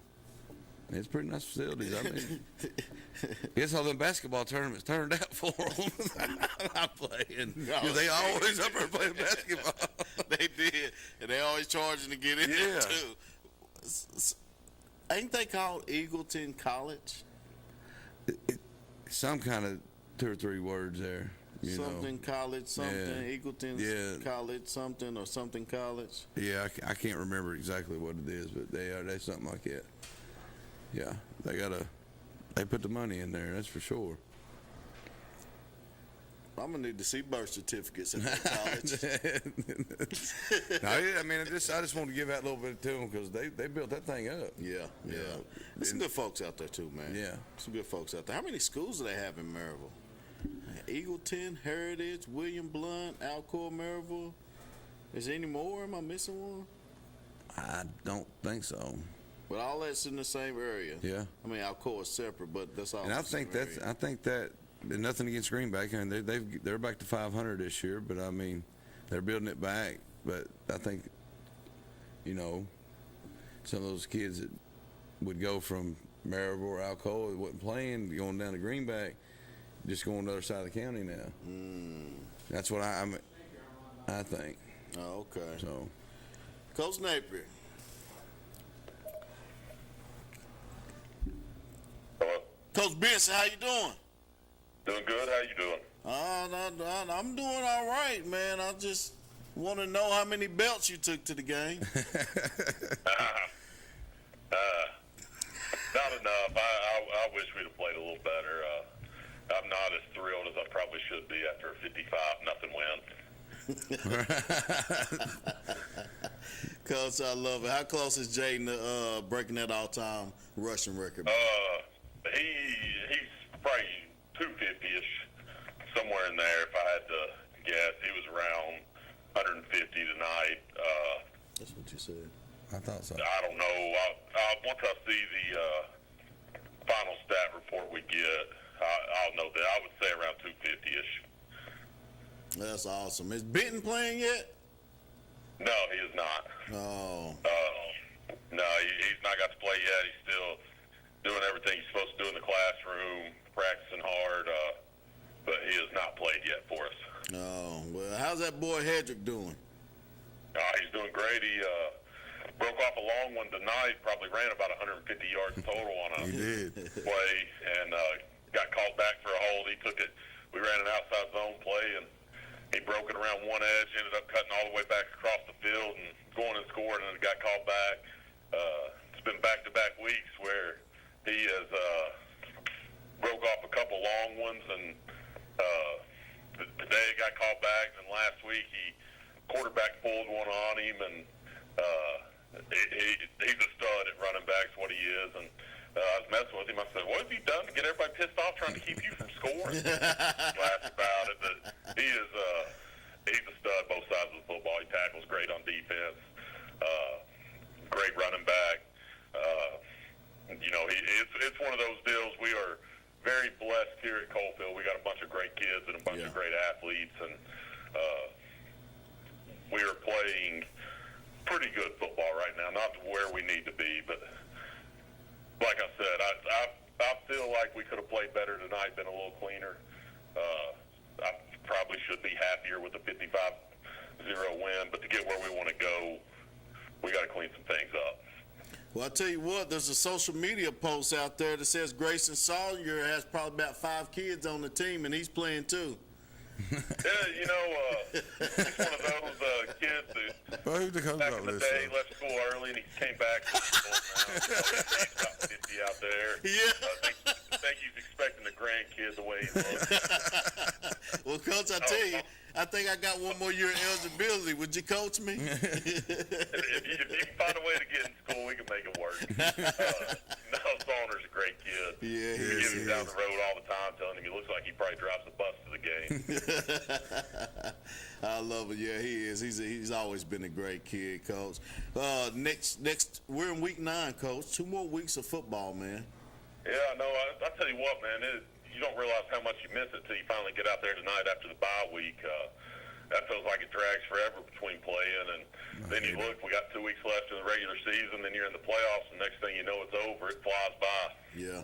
Yeah, absolutely. Who do you have next week? We got Greenback next week, senior night at home, so got to come out and get ready for them. They're starting to play a lot better football this time of year. They're still fighting for a playoff spot, so that's a big rivalry in our community and their community. For 6 or 7 straight years there, it was regular season and postseason quarterfinal games with a trip to the semis on the line. So that one means a lot to both places. It's probably our second biggest rival. Yeah. So I mean that's an exciting one next week to close the year or close our home schedule out, and then get ready to go for this playoff run. Awesome. I got one of those guys from down the road. Coach, you got anything for Coach here, Coach Benson? Well, I got my $10 worth tonight. That's all I got to see. I said I'm gonna go up there and watch some of them kids. We've a lot of them kids out there in Coalfield, and they've played with on our little squads together. And I played on that Crush. That's right. And them Jays, they play with us here and there, man. I like to, and I told them, I like to, when we have a bye week, I like to go watch them. And and I got lucky enough to see Gavin. Even though we're gonna get to see him in a couple of weeks, it's a little better when you can sit back and be relaxed. Absolutely. Watch the ball game. Absolutely. But that's what's up. Well, congratulations on another win, Coach. You guys do phenomenal things out there. Whole coaching staff, your community, everything. Everybody's a part of it. So always rooting for you. Wish you the best of luck going forward. I appreciate that, and thank you guys for having me on.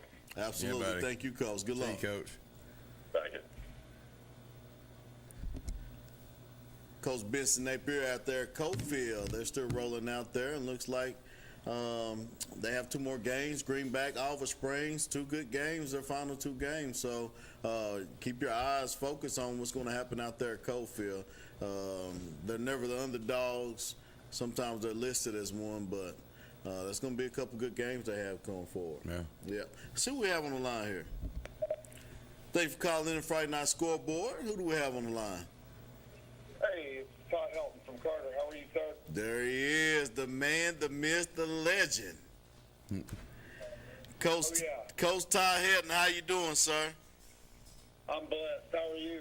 Oh, I'm blessed, just like you, highly favored, man. So it looks like, did you play at home tonight, or did you travel to Austin East? No, it was at home. It was our senior night. Senior night for your guys out there in green. You know, that green looks good on me, Coach. You know, I appreciate it, and, beggars can never be choosy, but I need more green. I like it. Everybody looks better in green. Yeah. Tell me a little bit about that game tonight. How'd you prepare for it, and how'd you guys come out with it as the victor? Senior night's always been a little catch-22 here as far as the emotion, the distraction. I was really worried about our preparation. Obviously we came off a bye week. Our kids handled the week of preparation really well, but tonight, gosh, we got lost in a couple of moments, and it's like I told them, no such thing is a bad win. So, but we definitely have a lot of things that we're going to be able to bring in on Sunday to correct. Just mental mistakes, alignment mistakes. Did some things uncharacteristic tonight. So, but like I said, I told the kids, wins in this region and in Knoxville are really tough to come by. So I'm proud of the fact that we got the 6-2. But we've got some really big games ahead of us that have a lot of playoff implications. So we've got to get back to work on Sunday and get right. Well, Coach, what would you tell a longtime head coach in a Stanton Stevens, with a young program? What advice would you give him today? Oh, man, I told him today I love Coach Stevens a lot. What he's done there is great. I mean, those kids will not stop playing hard. They gave us all kinds of fits in the box. They do a lot of things unconventional. Kudos to him and that staff. They say, hey, this is what we're going to do. We're going to make it really tough on you. And they've got a couple of dudes. They're just really young. But Coach Stevens doesn't need any advice from me. He does a great job. Obviously won a lot of football games there. And so I think in the coming years, him and his staff are going to do some great things at Austin East. You can tell those kids have really bought in to what he's trying to do, and it's very unconventional, and it gave, we got tired, and it gave us, some problems. And like I said, I can sit here and be upset with, the way we executed and a lot of our body language type stuff, but kudos to him and those kids at Austin East. They came in here and they played really hard. They're not going to sit in here and lay down. So kudos to them. Absolutely, Coach. Well, who do you have the next couple weeks? We're at Alcoa and at Gibbs. That's 2 tough games you got there, Coach. Absolutely. So we've got, like I said, we've got to come back to work on Sunday, watch this, flush it, and onward and upward of the same approach we've had all year, just work every day for constant improvement, and we're going to need that over these next 2 games to achieve some of the goals that we set out at the beginning of the year. Yeah, indeed, and I've definitely seen you guys grow over the year, and you're going to continue to grow. You have a great staff out there, communities behind you, and green looks better on everybody. That's right. Yes, sir. Whose turf, Coach? I'm sorry? You got to say our turf. Whose turf? Oh, our turn. There you go, man. Let's go. Yes, sir. Yes, sir. Well, congratulations on the win. Thank you for calling in. I'll follow up with you in the coming weeks and wish you guys the best. Yes, sir. Thank you. I appreciate you covering us. Have a great day. Yes, sir. You too. Thank you. See you, Coach. Yes, sir. Bye-bye. Coach Todd Helton over there, Carter. He's taking over there as the head coach, and he's doing a good job with them. Great facility they have over there. If you haven't been over there, it's a nice facility. Check it out, yeah. Yeah, it's a very nice facility and a good community over there. So, Fountain City. Fountain City. Is it Fountain City? It's not Fountain City. That's Central. Strawberry Plains, sorry. Oh, yeah. Straw Plains, my bad. Asheville Highway. That's where it's at. See who we have on the line. Thanks for calling in a Friday Night Scoreboard. Who do we have on the line? This is Baron Chandler from West. The man from West is taking over, and he got the horses and the saddles, and he's riding out. How's it going, Coach? I'm doing all right. How you doing? I'm blessed, man. Thank you so much for calling in. I got my co-host here, Coach Derek Jett from Oliver Springs, and we're going to grill you today, Coach. Okay. Oh, we're not going to do that. 59-14 win over William Blount. William Blount has had a pretty good season this year. You guys have had a great season. You've lost a couple by a play or two, here and there. What in the world did you feed those kids before you played William Blount? That was surprising. Well, I'll be honest. We had chicken sliders for walk-ons for a pregame meal. We're gonna do that again. That's always a good meal for us. But no, those kids have stayed hungry. They're still excited about everything that's going on. They've worked really hard. They prepared really well this week. And, you just feel good about it when they do. You see them put in the work through the week, and you get to see them get the payoff at the end of the week on Friday. Absolutely, Coach. Absolutely. So what do you do to prepare? Who will you play your next 2 weeks? We play Carnes next week, and then we play Powell on Thursday night on TV. Thursday. Yeah, that is right. That's a big weekend. It is right. And then what are your playoff hopes right now? We're just wanting to get in. We just want a chance to get in. So, but we feel like tonight was a big step in that direction. Next week will be another big step, and I don't know all the scenarios. I haven't went down the rabbit hole trying to figure that out. I've really just tried to stay focused on getting us ready to play, and us being the best we can each Friday night, and we'll play the rest of our games, see where we're at when they tell us where we need to play at when that time comes. Correct me if I'm wrong, Carter has been in the playoffs the past 4 to 6 years. Carnes? He's on it. Oh, sorry, West. No, you guys I just got off the phone. I'm sorry, I got a phone with Ty Helton, and he's been in for the past 4 seasons. Carnes is not doing good this year. Obviously we got this year, but the 5 previous years we had not lost a region game. So we've had those good. Obviously had some good years, had some good runs in the playoffs. And the biggest thing with that is you got good kids and good parents. That takes you a long way in that direction. Absolutely, and you guys are building a wonderful facility out there. It's already beautiful. What you guys are adding is, Derek Jett, I want you to go over there and ask to speak to Coach Chandler and let him give you a tour of what they're doing over there. Oh, wow. It is phenomenal. I mean, it's already nice, you know what I mean? Yeah, I thought I was in college. We played a little better rocket top over there. It's really nice.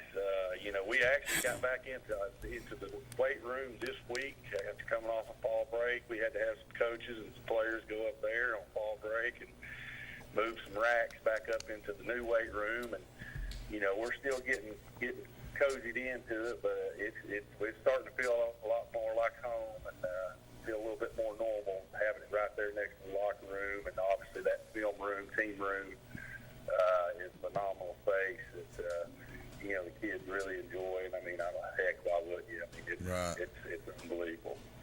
Absolutely. Well, Coach, super proud of you, man. I think you're going to go as far as you want to go. You have the community to do it. You have the kids to do it, your coaching staff. Coach Jett, do you have anything for Coach Baron Chandler over there at West before we hang up on him?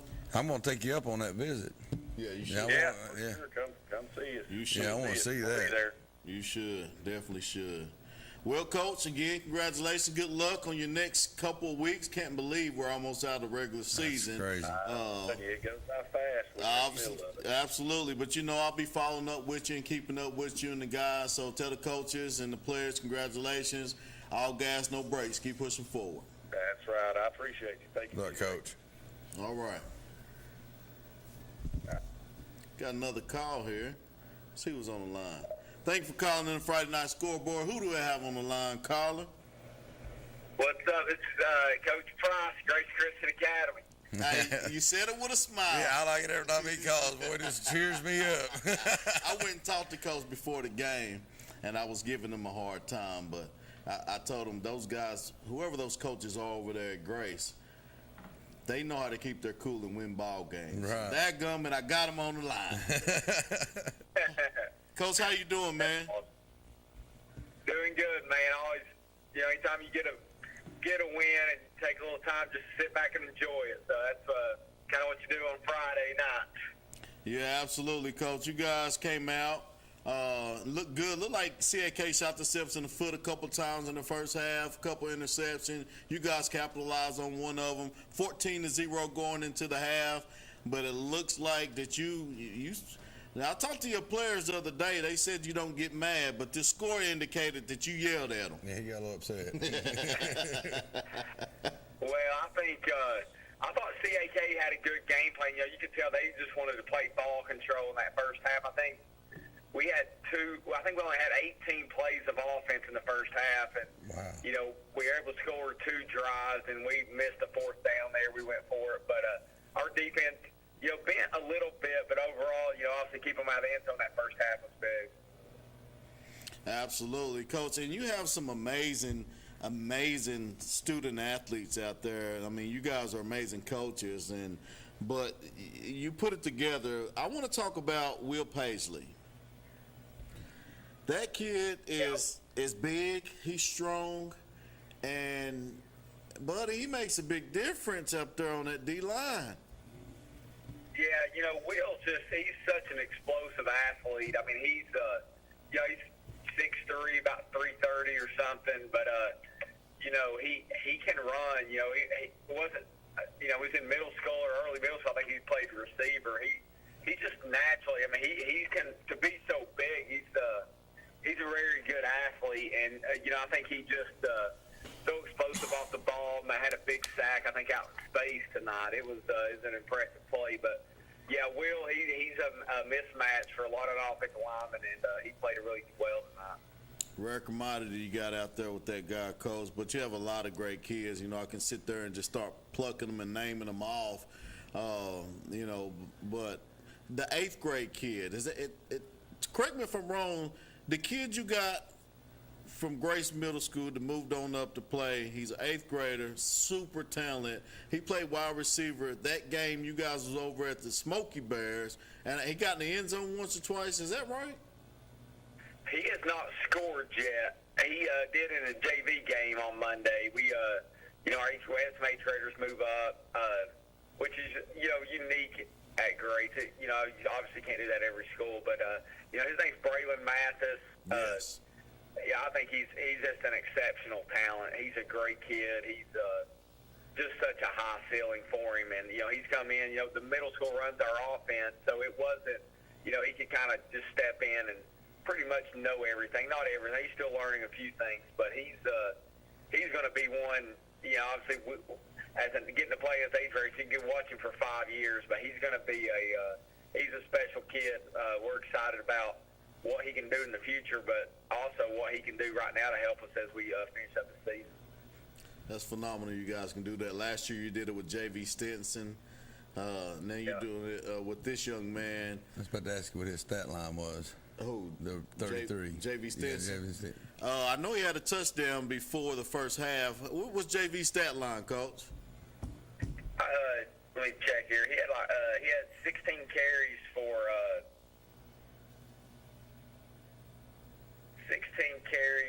140 yards and 2 touchdowns. Yeah, he's piling it home, buddy. He's a freshman. Yeah, I know. I know. We got 3 more years of watching that. You know what I mean? Yeah, I'm excited. JB runs hard. He's just hard to tackle. You see it week in and week out. He's just a powerful runner, so it's hard for people, for them to bring him down. And even when you get there, he just finds a way to get loose. And JB just the way he runs the ball is impressive. Well, we know the transfer portal is live, it's rolling. Players are going here, players are coming from there. Every day I talk about the transfer portal, but there's one guy particularly that I talk about that hit the transfer portal and landed at Grace, and I said that was the big win. And I said it in the summer at 7 vs. 7. Number 2. Yeah, Jace Ballard. Jace Ballard is, what's he run, a 3.940? It seems like, the one thing that he has, and I've heard somebody say it, is just his acceleration about as good as you'll find. He's probably a 4.5, 4.4 guy, but he, once he gets the ball, how quickly he gets the pulse of speed is, it's electric. And, we're finding different ways to get him the ball. We play him at quarterback some, and obviously at receiver. But, I think the first drive he took one about 60, 70 yards for a touchdown. He's just He did. It was after he played quarterback. You put him at some type of back, and he slid out and caught a pass, and next thing you know, it was gone. Yeah, he's just good. I think he's got 21 touchdowns so far on the year. Wow. In 7 games. He's got or I guess 8 games now, but got one more. He threw a touchdown as well. Jace has been fun. It's obviously he's a senior, so we don't have him for one season. Yeah. But just the way he's come in and just the chemistry with our team, he fit right in with it, and just been fun to watch him play because he's electric. I think with the Terrion Thomas, you're 8-0, Coach. Yeah, obviously, we see that a lot. You see Terrion, just the way he's handled his injury, and honestly, probably been just as much of a leader as anybody, even though he's been hurt. He's, you always wonder how kids handle injuries where you're going to be out for so long, and he's done great. Obviously, if we had him on the field, he's an electric player too. He's fun to watch. We're thankful he's only a junior, but Terrion's missed, and some guys have stepped up and filled those voids and those carries and catches he was going to be getting. So it's Terrion's we do wish he was out there, though. I tell you what, Coach, I watched Terrion on the sideline with you guys, and I told my boss, I was like, that's the MVP, and he was like, what do you mean? I said, look, watch him. Just watch him. At this time, Coach, when I told him this, he was on his little pusher, his roller. He had his knee in it and was pushing it around. They're scoring touchdowns. He's out on the field with that roller as hype as they are. Yeah. And That's he's a leader. injured. He can't, exactly. He That's can't even play. He's definitely my MVP for the season this year for you, Coach, because I just love a lot. Yeah, it does. It does. You see that in a kid. Absolutely. Yeah, you're spot on about it, man. He's an unselfish kid, and he's been the Mr. Football semifinalist. He's all the Player of the Week, 1,000 yards rush, 1,000 yards receiving last year. So kind of take on a different role in the way he's handled it. It's just, man, he's such a mature kid, and he's got a lot of football left in front of him in high school and at the next level, we believe. So it's Terrion. He's just all around great kid. He's somebody you just really gonna root for. Yeah, absolutely. Well, Coach, it's late. It's 12 o'clock. I know I ain't gonna take your time. You got anything for Coach Price, Jet? Nah, just keep rolling, doing your thing. Stay happy. He's always excited, buddy. Go Rams, man. We're on with obviously still some big games coming up, but we're going to enjoy this one tonight. What's your next 2 games? We got Lakeway next week, and then we play Notre Dame the last week.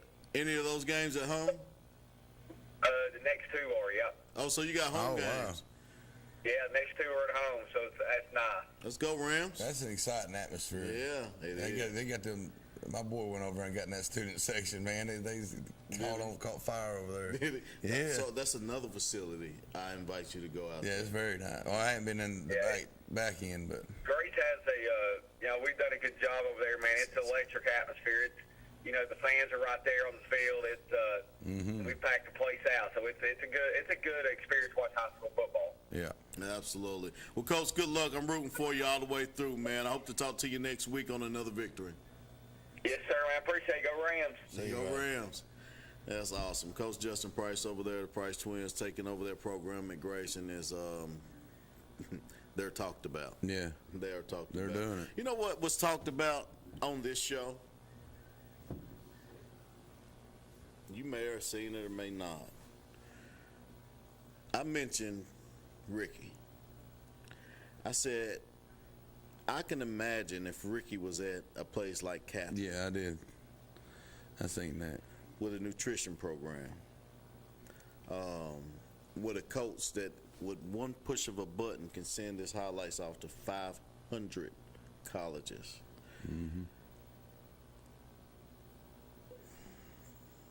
Say what you want to say. He may not be a D1 talent.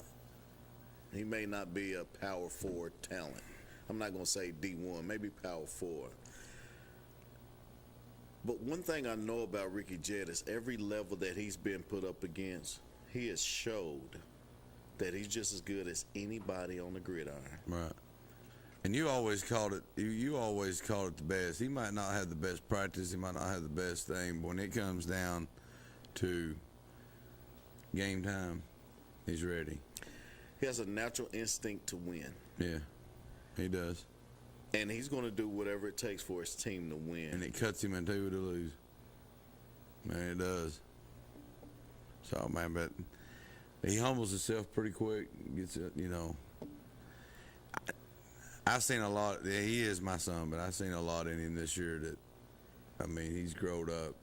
He's leading, more vocal in the locker room. I ain't even in there and I hear about it, you know. Just wants to win. Yeah. It don't want it to be over, you know, but it don't matter if you go. It ain't that much longer if you go all the way to state. So yeah, that's right. You know what I mean? Yeah. But he's had a heck of a season. So yeah, he's got a super proud of him. He's blowed up. You keep him healthy, and yeah, he's last year nothing scared him. You know, he's missed 4 straight games, and never really got back just right. But he's healthy right now, taking care of it. Yeah. I check him ankles every single practice. Yeah. I better see white tape above those black socks. Because if not, Big's gonna get you anyways, you know. But I'm gonna come. I seen him one practice. He tried to slide out there on a Thursday, you know, just some walkthroughs. He's thinking, man, you know, I don't know if that's what he's thinking. He's probably thinking, it's just a walkthrough, you know, ain't nothing happened. No. Yeah. You're unlucky. There'd be a roll of tape laying out there on the field that fell off the back of the gator, man, and you're going to step on it. You know what I mean? Is he going to play healthy through football? Is he going to go ahead and play basketball too? Yeah. Yeah, he's excited. Good. Yeah, he loves Coach Lance Jones, but yeah, I mean, he absolutely loves him. I do too. And I think, he'd run through a brick wall for his football coaches too, but Lance is that's his buddy. Yeah. You know, he goes over. Ethan's his best friend. You know, that's a pretty good backcourt combination. You know, Yeah. And that what I like about, and we're on basketball. What I like about them two is he ain't selfish. He'll steal that ball, and he knows where the points come from. Yeah. You know what I mean? Yeah. He knows when he hit his 11 points last year, they put him on the player of the week. That's his highlight. You know, his little stats go unnoticed, you know, in basketball, but he knows where the bread and butter is. Yeah, he wants that assist list. Yeah. Again, just doing what it takes to win. Yeah, whatever. Just the winning instinct in them. So, shout out to you guys out there in Oliver Springs and Ricky Jett. You know, all you boys, all you seniors, all my Tennessee Jays, all over the world, because we're everywhere. Locally known worldwide. Yeah. The Tennessee Jays. Man, it is past 12 o'clock. We're rolling over 12:08. We got some college football coming up tomorrow. Alabama and Tennessee. There, though. It's in Tuscaloosa. Yeah. Yeah. Yeah, that's We have, yeah. Hope our defense can get it together. You know what I mean? Because, I mean, that quarterback down there in Alabama is playing ball. Yeah, he is. I mean, he's already passed Jalen Milroe, and I'm not taking that away. They're different type quarterbacks, but, I mean, whoa. They're going to be tough. Yeah, it's going to be tough. I mean, who you got winning? My heart says Vols, but, I mean, I probably take it. Minus 135, you're talking about, you know what I mean? I mean, you know, you got it's going to be tough, man. I'm going to go on FanDuel now to see what the boys spread is. Who's Georgia playing? Ole Miss. And I believe they're favorites. They are playing Ole Miss. Mm-hmm. Ooh-wee. I think they're favorites, and they're number 9, and Ole Miss is 6, I think. I think it's what I seen earlier on. Ole Miss. I think Ole Miss got the money line. Oh man. Maybe I'm wrong. Let's see here. North Carolina, California, Georgia, Duke, Arizona, Houston, Washington, Michigan. No, I think you're right. Yeah. LSU, Vanderbilt. And that's the first time since 1977 that I think that Vanderbilt's been favored. They got them favored. Yeah, 1.5. 2.5. 2.5. Now it's climbing. 2.5. Hey man, that guy out there in Vanderbilt can play quarterback though. Yeah, Vanderbilt's He's really tough. good. Yeah, they're doing really good. I mean, Oklahoma, Alabama, South Carolina play. Yeah. Looks like Oklahoma's favored to win that over South Carolina. I took them. Let's see who else we got there. Texas A&M and Arkansas. That could be. Hey, is it Petrino? You know, the motorcycle accident guy. Yeah. Yeah, he back. He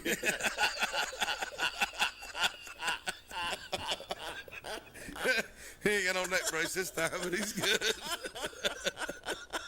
He can coach. Yeah, I mean, he can coach. Yeah, he can. If they give us a fit.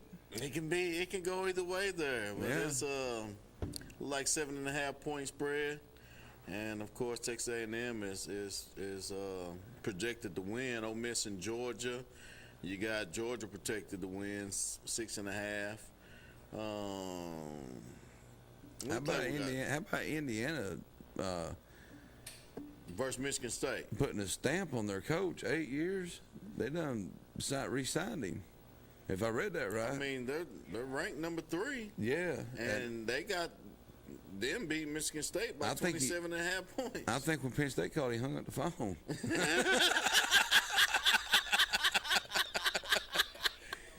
No, he's done, boy. That boy can coach. That's crazy. Florida, Mississippi State. I think Florida takes that. Yeah, they're Florida's getting a little bit of ground under them. Just don't know what they're going to do. Texas and Kentucky. Go Wildcats. They I hate to say it out loud. But. Yeah, we'll go Wildcats. They got Texas 12.5. Tennessee, Alabama. That's 8.5 point spread there. Ooh. And Alabama. UCLA versus Maryland. Barn burner. It's 3.5 points by UCLA. Let's see who we have on the line. Thank you for calling in to the Friday Night Scoreboard. Who do we have on the line? You got Mr. Michael Dog Balls Hendricks. What's going on, DJ? Hey. Let's go.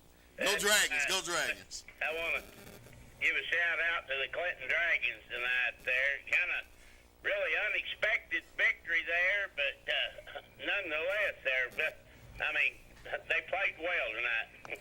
You got a W in the winning column. We'll take that. Got a W in the winning column, but I've got a trivia question for you and the coach over there. Let's go. I know you guys are quite a bit younger than me.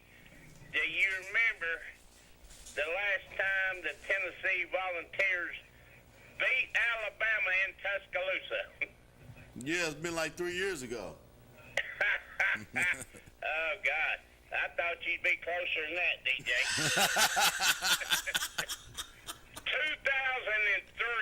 2003. Lord. Wow. Mike Shula was the head coach at Alabama, and we beat them with Casey, the Iceman Klossman, in 5 overtimes. Oh, wow. You guys are probably too young to remember that. 2003? 2003, yes, sir. Oh, yeah, I was at the club. I was about to say, I might have been in my prime. I thought I'd have you stumped with that one there. You got me. I was close, though. I said 3 years ago, and it was 2003, so I had the 3 right. You had the 3 right. That was about it. And I don't know. I know you guys have been down there in the studio tonight, but Louisville beat number 2 ranked Miami tonight. There you go. How about that fake field goal? Yes, sir. Uh-huh. There you go. And then Miami thought he tackled him. Miami done his run around all. You know how Miami is already, but they running all over the end zone thinking they done stopped him. And it's first down. I gotta go back and watch that. Tush push. It's catching. Yeah. It's everywhere now. Yeah. It is there. Getting back to high school, there's another surprising game there. I was a little surprised there that Jeff County upset Powell tonight.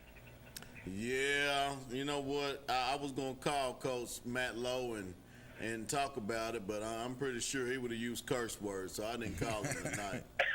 Especially on a bubble snap. And you know what? They played at home. Oh, I know it. Exactly. Jeff County's Jeff County, but I didn't expect him to come in and beat Powell at home. Oh, I didn't either. Not at all. That was surprising to me there for sure. What was that final score? You know it? It was like 24-21, something like that. 21. Wow. Yeah. It's like a 3-point game. But that kind of surprised me there. But I want to get DJ you and the coaches predictions there for tomorrow with Tennessee and Alabama. I want to hear what y'all's scores thinking. Well, I got Tennessee winning, man. I got Tennessee winning 28-24. How about it, Coach? 34-27, Tennessee. Okay, then I'll take it. I don't care if it's by a point. But I tell you, just hope that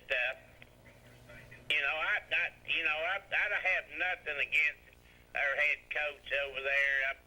I mean, he's far better than what we've had in the past several years. Amen. But I've had a little bit of difference about how we've let off the gas there against Georgia. And last week as well, there's like, I think you just got to keep your foot on the pedal there. You just don't assume you're going to win. But absolutely. Hopefully he's learned a little bit of something there. And if we get a 6-7 point lead against Alabama and we got a chance to get down there and score, let's don't let off. Let's just keep getting it. Score. Yeah, I agree with you 100%. Yeah, I agree with you 100%. You know what? I think all Coach Heupel needs is Coach DJ to come over there and tell him all gas, no brakes. Hey, I'll ride with you, brother. All gas. Ride over there with you. No brakes. No brakes. No brakes. On the gas. Absolutely there. Well, I know you guys are probably ready to probably get home by now. It's getting a little bit late there, but I appreciate your show and everything. Congrats out to the Dragons, and now that Clinton's got a win tonight there, let's go Vols. Go Vols. Go Vols. Thank you for calling in, Mr. Hendricks. Always good talking to you. You too. Thank you. You too. All righty, bye now. All right. Well, I love him. He calls in. He sets my night. I want to talk about the free medical clinic before we get off here. I want you guys to go to fmcor.org. That's fmcor.org. They have opportunities for you can do some volunteering. They have opportunities where you can work from home. There's so many different things that you can do there. Also at fmcor.org. Go to fmcor.org.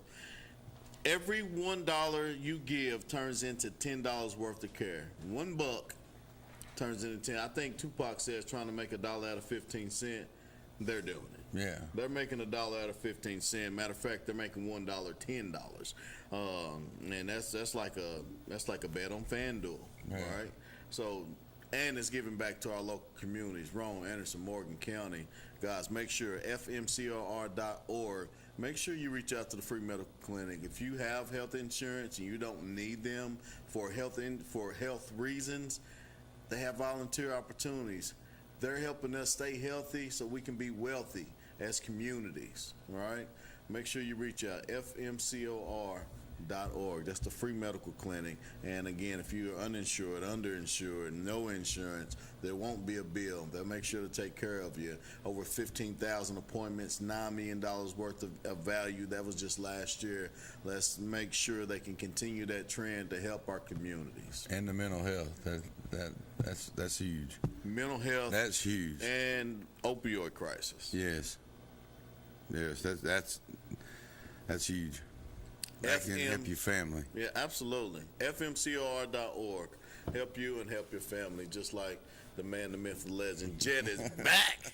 He said he's going to come back for the rest of the season. Yeah, I'm here. Fingers crossed. I hope to see him back.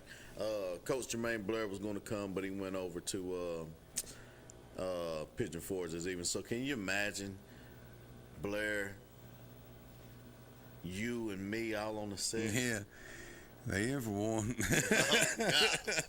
Guys, and we're about to be in for one, too, because that's about a night. Shout out to Brad and CJ and BBB Communication here making it all work. CJ, you the man. Keep doing your thing. Guys, Coach Jay, you got anything for the people? No, I'm just glad to be back and had a good time. I love this show. Absolutely. We're glad you're back. Coach DJ Pendergrass, guys, you all have a wonderful, blessed night. Go Vols or whoever you're rooting for, and we'll see you back here next week, same time. Have a blessed night. This week on Rivalry Friday, it's Heritage at Gibbs. Coverage starts at 6:30 p.m. on the Knox.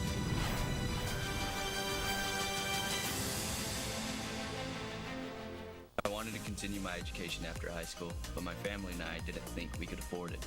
Then I found out that Roane State has the options to make college possible. Now I'm pursuing my dreams and will make my family and community proud.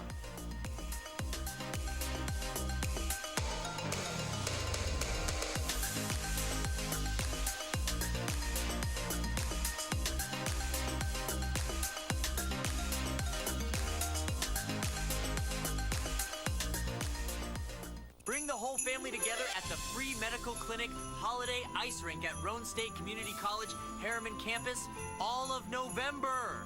Glide on synthetic ice with family and friends or go skating for the first time and create joyful memories for all ages. Leading up to the Roane State Christmas tree lighting on November 17th, where everyone skates for free. See you on the ice. Bye. For more information, go to fmcor.org, fmcor.org. High school sports is bigger than the players in the game. It's all about communities, screaming fans, the bands, cheer teams, and mascots. Oh, and the dogs. Just like high school sports, OEB Law is all about results. Hi, I'm Tim Elrod, and the OEB Law team is dedicated to giving you the game-winning results you deserve. OEB Law, just results. 546-1111. Everywhere you look, you can find unexpected things that make you smile. Little reminders to care for your heart. At Covenant Health, we bring more. Everywhere you look, you can find unexpected things that make you smile. Little reminders to care for your heart. At Covenant Health, we bring more heart to more places. That means more locations, advanced treatments, and expert physicians. Because we know your heart beats for more than just you. It beats for the people, moments, and dreams that matter most. More heart in more places for you. Covenant Health. Let our strength be yours. This week on Rivalry Friday, it's Heritage at Gibbs. Coverage starts at 6:30 p.m. on the Knox.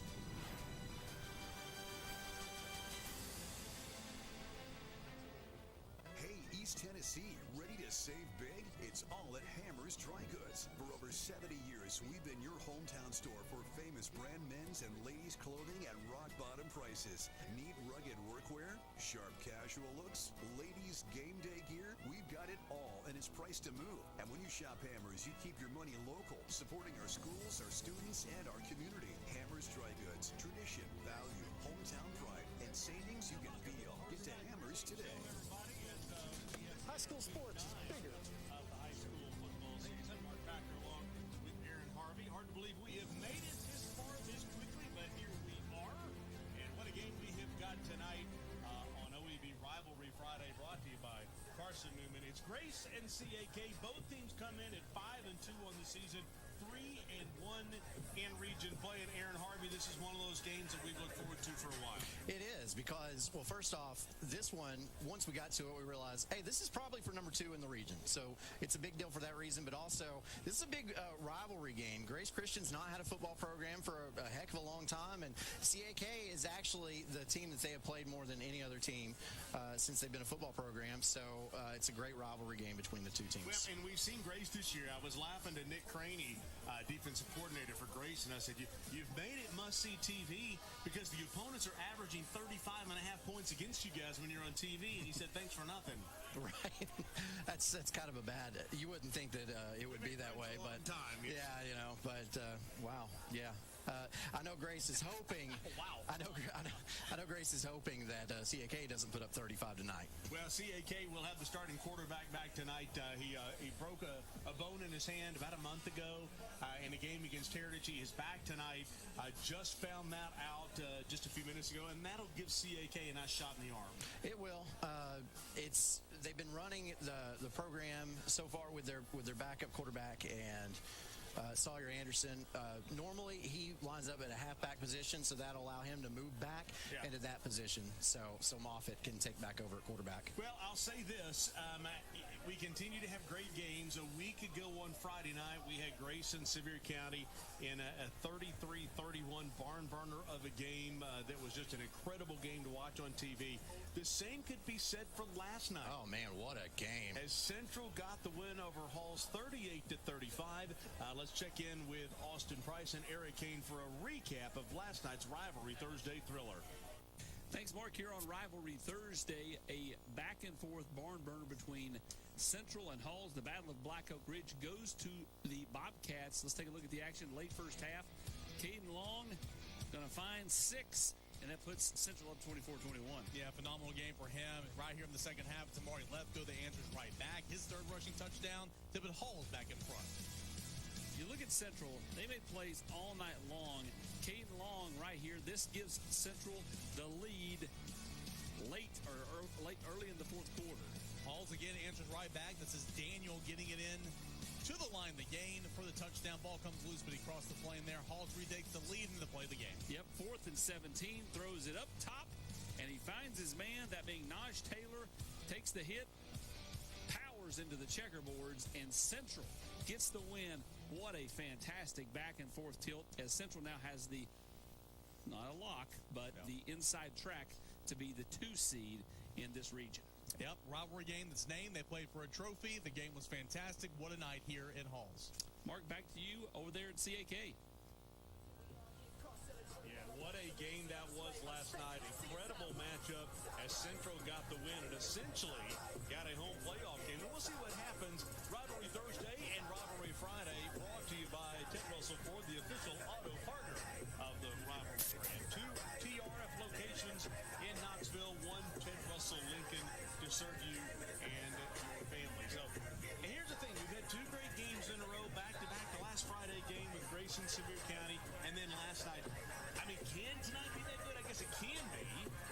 Honestly, I expect it to be. And there's a couple reasons why. If Vegas was trying to put a line on this, I believe that they might want to make Grace a maybe touchdown. Yeah, about a touchdown favorite, maybe 10-point favorite. But CAK's had 2 weeks to prepare. Also, they're getting their quarterback back, so you don't know what to expect there. And coming off of a win as high as Grace had against Sevier County, a lot of teams the next week will play a little sluggish, maybe not up to their full potential. So I think CAK has spent both weeks preparing for Grace. I will say this, though. Justin Price said that he does think it's a positive after the Sevier County game and the high that was, that they have this opportunity to have a rivalry game, because that opens your eyes up wide from the very beginning. Hey, the Blitz is coming your way tonight on WBIR. My first trip back to the studio at WBIR for 20 years. I started that show 30 years ago. Let's head back to studio as Emily Ray Cochran takes a look at the Blitz Players of the Week. It's time for Week 7 Player of the Week accolades. We've got a player from Carnes and then another on defense all the way out in McMinn County. Let's start with some crazy offensive numbers from Carnes wide receiver Weston Ritter. In the 51-12 dominant win over Mo East last week, Ritter had 5 catches for 104 yards and 4 touchdowns. Yes, you heard that correct. 4 of 5 of his catches were taken into the end zone. And on senior night, too, Ritter is also a captain his senior year and says all the recognition this year has been special. I mean, I feel like it's an honor. Captain's a really big deal.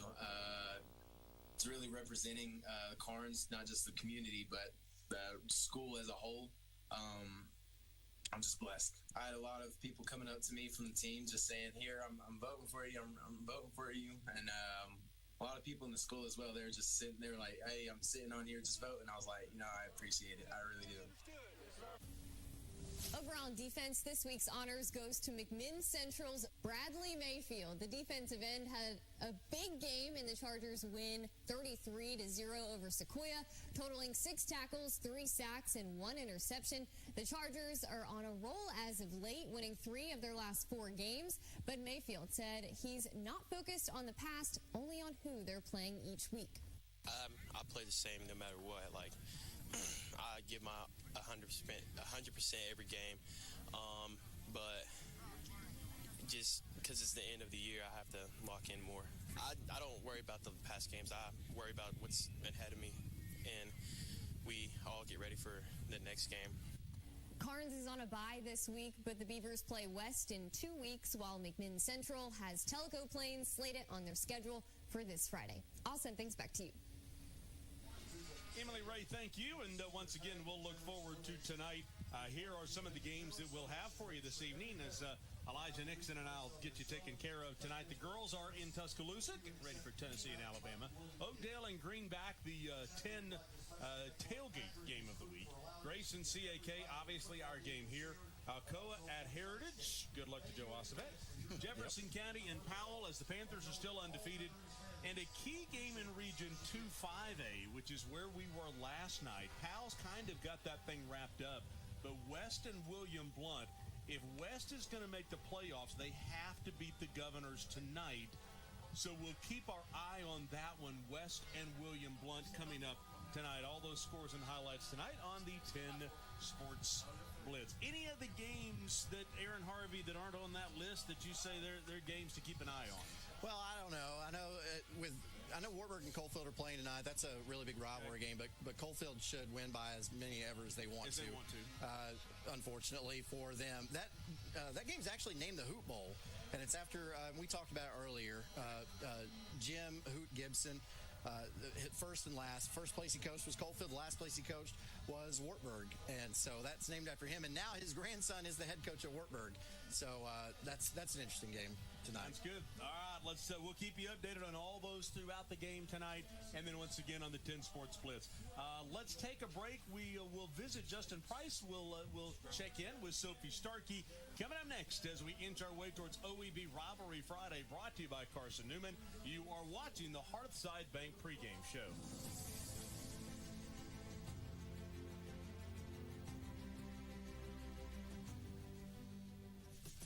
High school sports is bigger than the players in the game. It's all about communities, screaming fans, the bands, cheer teams, and mascots. Oh, and the dogs. Just like high school sports, OEB Law is all about results. Hi, I'm Tim Elrod, and the OEB Law team is dedicated to giving you the game-winning results you deserve. OEB Law, just results. 546-1111.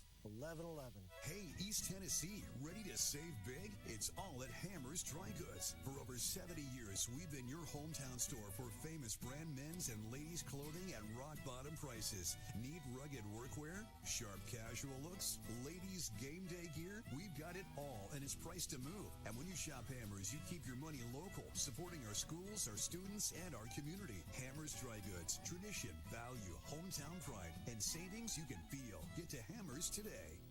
Kathy May Martin has been making real estate dreams a reality for over 3 decades.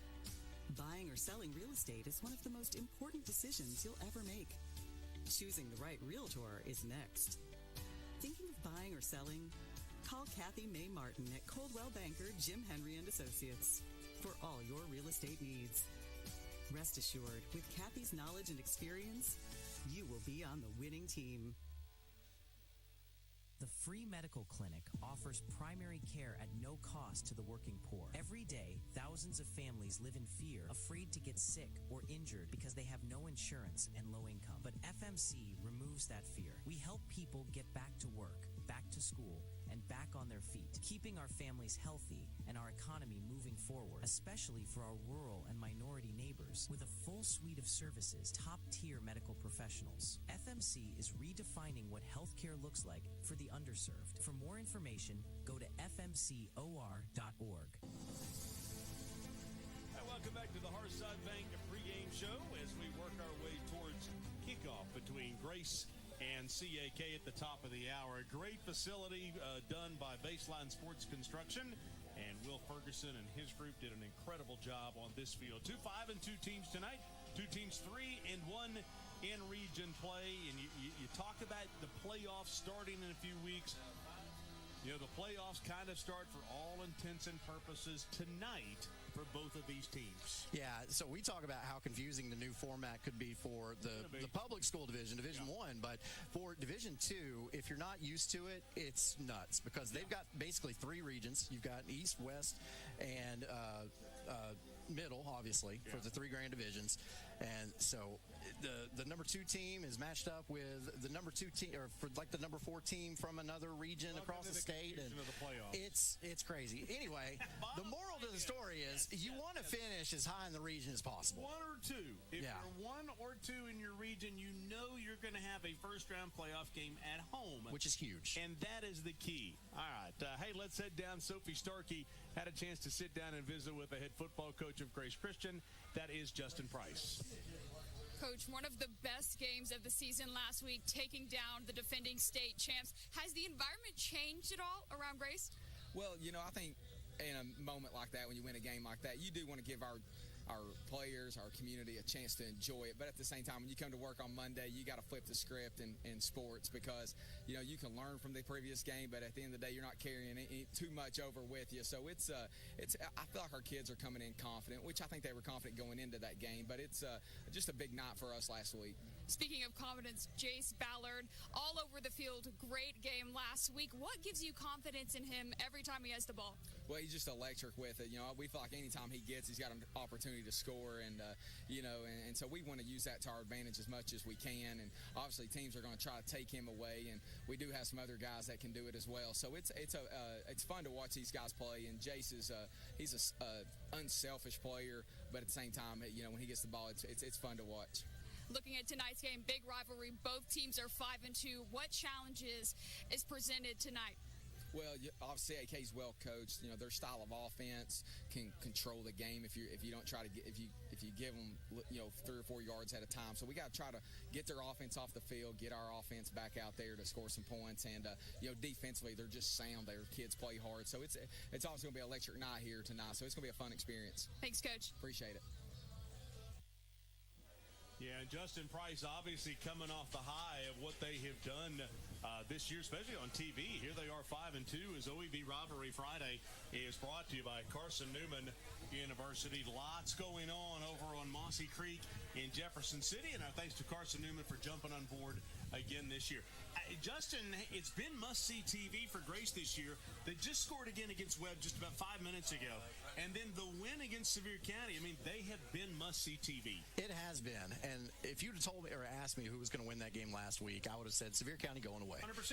And that's not at all what happened. And it was because Grace was able to control the clock and keep Sevier County's offense off the field. That's just, they had a game plan, they executed it. As simple as that, and it made for a very exciting game. So one of the key players for Grace Christian, and we have called his name, we know this guy well, it's Caden Weber.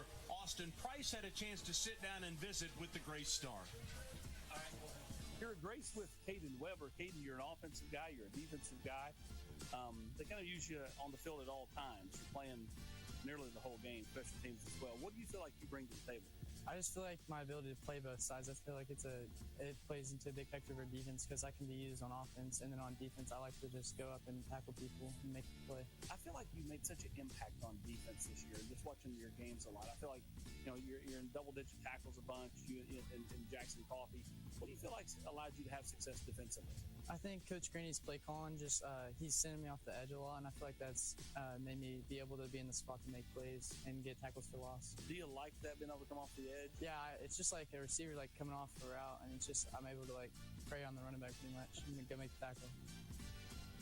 Wide receiver wise, and then they use you as a running back as well. What do you feel like you bring to the table on offense? I feel like once they start keying on Jace, they can throw over the top, and I feel like that deep post, I like to run that, and I feel like it's a good route. For you, I know football means a lot to you. What do you feel like you continue to get better? I think I can always improve on my route running, and another thing I'd like to improve on is my speed, but my game speed is different than my 40 speed. I think that's a big factor too. How do you get better in those areas? Just training and just continue to do it over and over again until it improves. Like when you're talking to the Grace staff and they're going over with your game, what are some of the key points that they hit that you're doing well? I get good separation, and I feel like my route running right now is pretty good, but there's still things I can work on, of course. What do you like about this year's team? I just think that everyone's stepping up, and I like that because everyone just doubting us coming to the season because we got Terry on out, and now we lost our starting quarterback, and I just feel like it just brings our team together that everyone's stepping up and we still make good plays. I feel like this is the deepest Grace team that you've had since you've been here? Yes, sir. Offensive line, defensive line, skill guys? Yes, I feel like our offensive line is just almost unstoppable. I feel like they're the best in the state, and I think that our receivers they're all good too. All right, here with the glue piece for the Grace Rams on both offense and defense. You never know, maybe a little special teams as well. Caden Weber.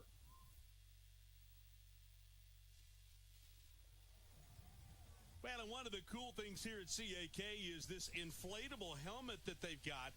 They bring this thing out. We see this sometimes at the state championships when we go to Chattanooga at the Blue Cross Bowls. And so Sophie Starkey is getting in position over there. Sophie, I guess let's go to you now. This is kind of a cool deal. This is really cool, Mark. I've seen a couple. Bearden had a blow up, but this is by far the biggest one I've seen yet. I kind of think I might want to run through it and get the full CAK Warrior experience, because this would hype me up. Yeah, and let's talk about the tradition here. I mean, you were raised in West Knoxville. You went to Concord. You know the private school scene. This Grace CAK game is a big one. Absolutely. This was the game that kids from our school knew about. People would come out from different schools to watch this rivalry. It should be a great show out tonight. Yeah, no question about it. And you've got the Matlock kick for tires at halftime. Absolutely, we do, with special appearance from one of the coach's sons. So you got to stick around and see who it is. There we go. All right, Sophie, thank you. We'll get back to her in just a little bit. Looking forward to that at halftime, as Joe Matlock is a CAK alum. And so this is a game that means a lot to him. So Joe Matlock will be out here tonight to do the Matlock kick for tires. Hey, let's take a break right here. You're watching the Hearthside Bank pregame show as we inch our way towards OEB Law Rivalry Friday. It's Grace and CAK at the top of the hour.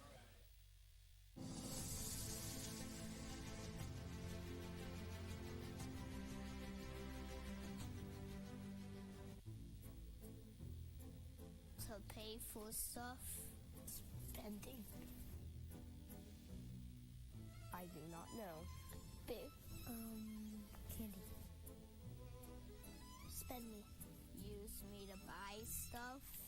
It's never too early to learn more about personal finance. At Hearthside Bank, we work closely with our community to help meet your goals and achieve your financial dreams. Hearthside Bank, always within reach. Member FDIC. A beacon of hope in a world of high prices.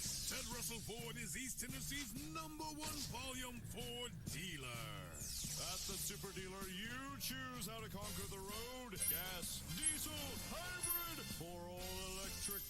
Right now, get up to $10,000 off MSRP on select Ford F-150s. Come see the super dealer today at either Ted Russell Ford location, Parkside Drive, or Kingston Pike.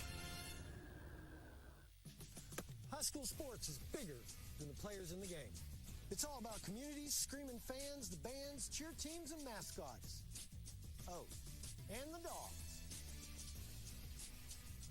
Just like high school sports, OEB Law is all about results. Hi, I'm Tim Elrod, and the OEB Law team is dedicated to giving you the game-winning results you deserve. OEB Law, just results, 546-1111.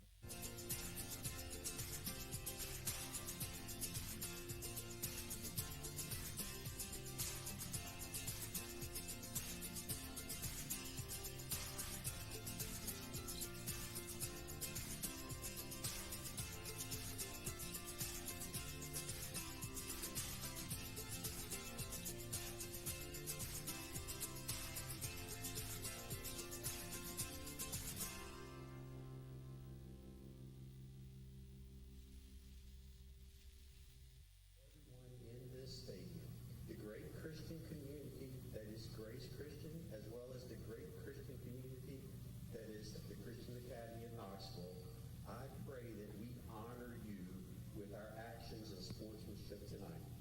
We ask for all of these things in your precious name. Amen. Ladies and gentlemen, welcome back to CAK as the prayer before the game and then our national anthem. And then we'll step aside and get ready for kickoff.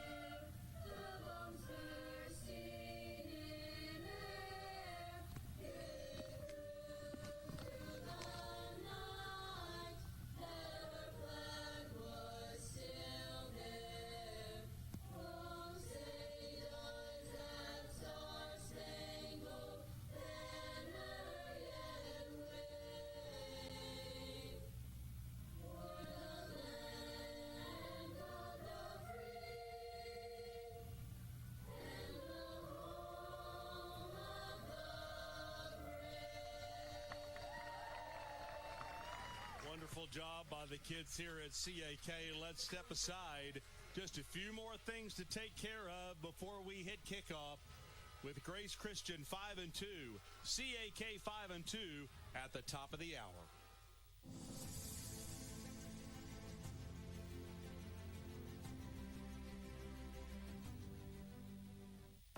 Hi, I'm Matt Marshall with Exterior Home Solutions. Hi, I'm Dustin Woodson, also with Exterior Home Solutions. We are now easier than ever to find, right off of I-75 and Merchants Road. It's a new location, but the same trusted expertise in roofing and siding that you've come to trust over the past 25 years. Local quality craftsmanship, licensed and insured. For the best and most trusted name in roofing and siding, scan the QR code on your screen. Exterior Home Solutions, when it has to be the best.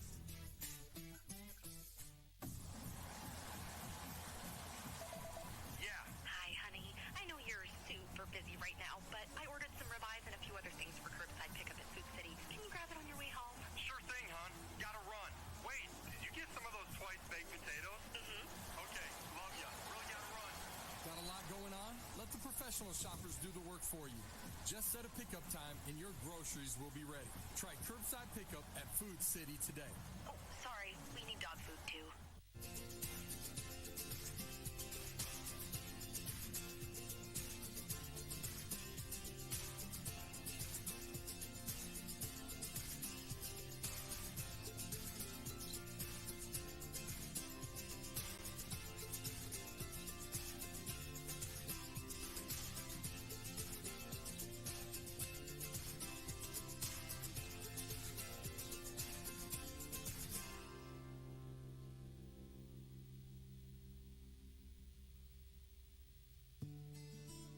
Life is too full of opportunity to be left in the dark.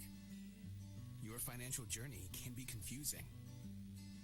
When you have questions, we provide clarity.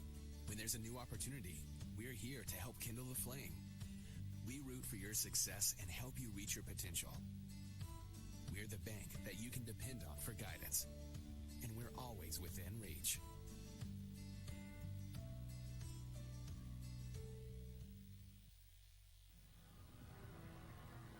And our thanks, as always, to Jim and Nick's for providing our pregame meal tonight. Spectacular hamburgers tonight, brownies, all the fixins. And you can partake in Jim and Nick's right outside of Westtown Mall. Better get there early because lunch is always crowded. And if you've got an event, maybe you want to get ready for Tennessee, Alabama tomorrow or a Tennessee game, place that order at Jim and Nick's and they will have you ready to go. We will quickly step aside and get you ready for kickoff. It is a packed house here at CAK as the Warriors and the Rams of Grace and CAK will do battle coming up right after this. I still have spots on my glasses, even with the most expensive cleaners. Whoa, Aqua Clear can fix that. If I don't squeegee this, I still see spots. Are you tired of still seeing spots? Aqua Clear can fix that. Faded laundry again? Aqua Clear can fix that. Hey guys, we got a special guest coach today. Catholic alum, Tennessee great, Cooper Mate. Thanks, Coach. Let's see what your boys got. That's it. Come on. Let's go. Drop. Hey, bring it up. Nice work today, man. Y'all hungry? Yeah. We got some Auburn's. Let's eat. Auburn's. Real comfort, real food, real good. More fingers, Mr. Mays? Yes, please. Hi, I'm Laura Ash. I'm a State Farm agent here in West Knoxville. I love to serve all of East Tennessee for all of your home, car, life, and business insurance. If you need anything insurance related, give us a call at 675-0888. I'm Tennessee basketball player JP Estrella. Let me give you a tour here of the offices at Knoxville Smiles. Dr. Costa is placing implants with a robot, and it's all done digitally. There's no guessing with this since it's all robotic. Dr. Wilco is the newest addition to the office. He loves to research the latest and greatest in technology, so the other doctors go to him for the newest product information and techniques. Dr. Malone is building teeth in the mouth. To him, cosmetic bonding is more like artwork. He does this without cutting your teeth down. It's all about building them up. Guys, we still have a problem. Do y'all have a bigger chair?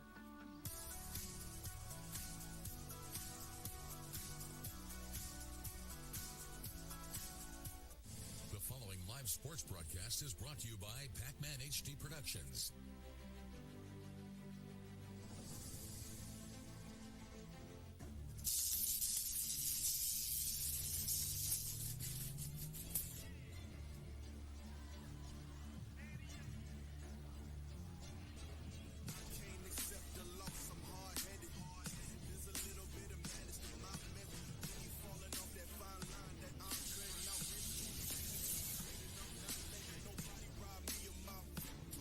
No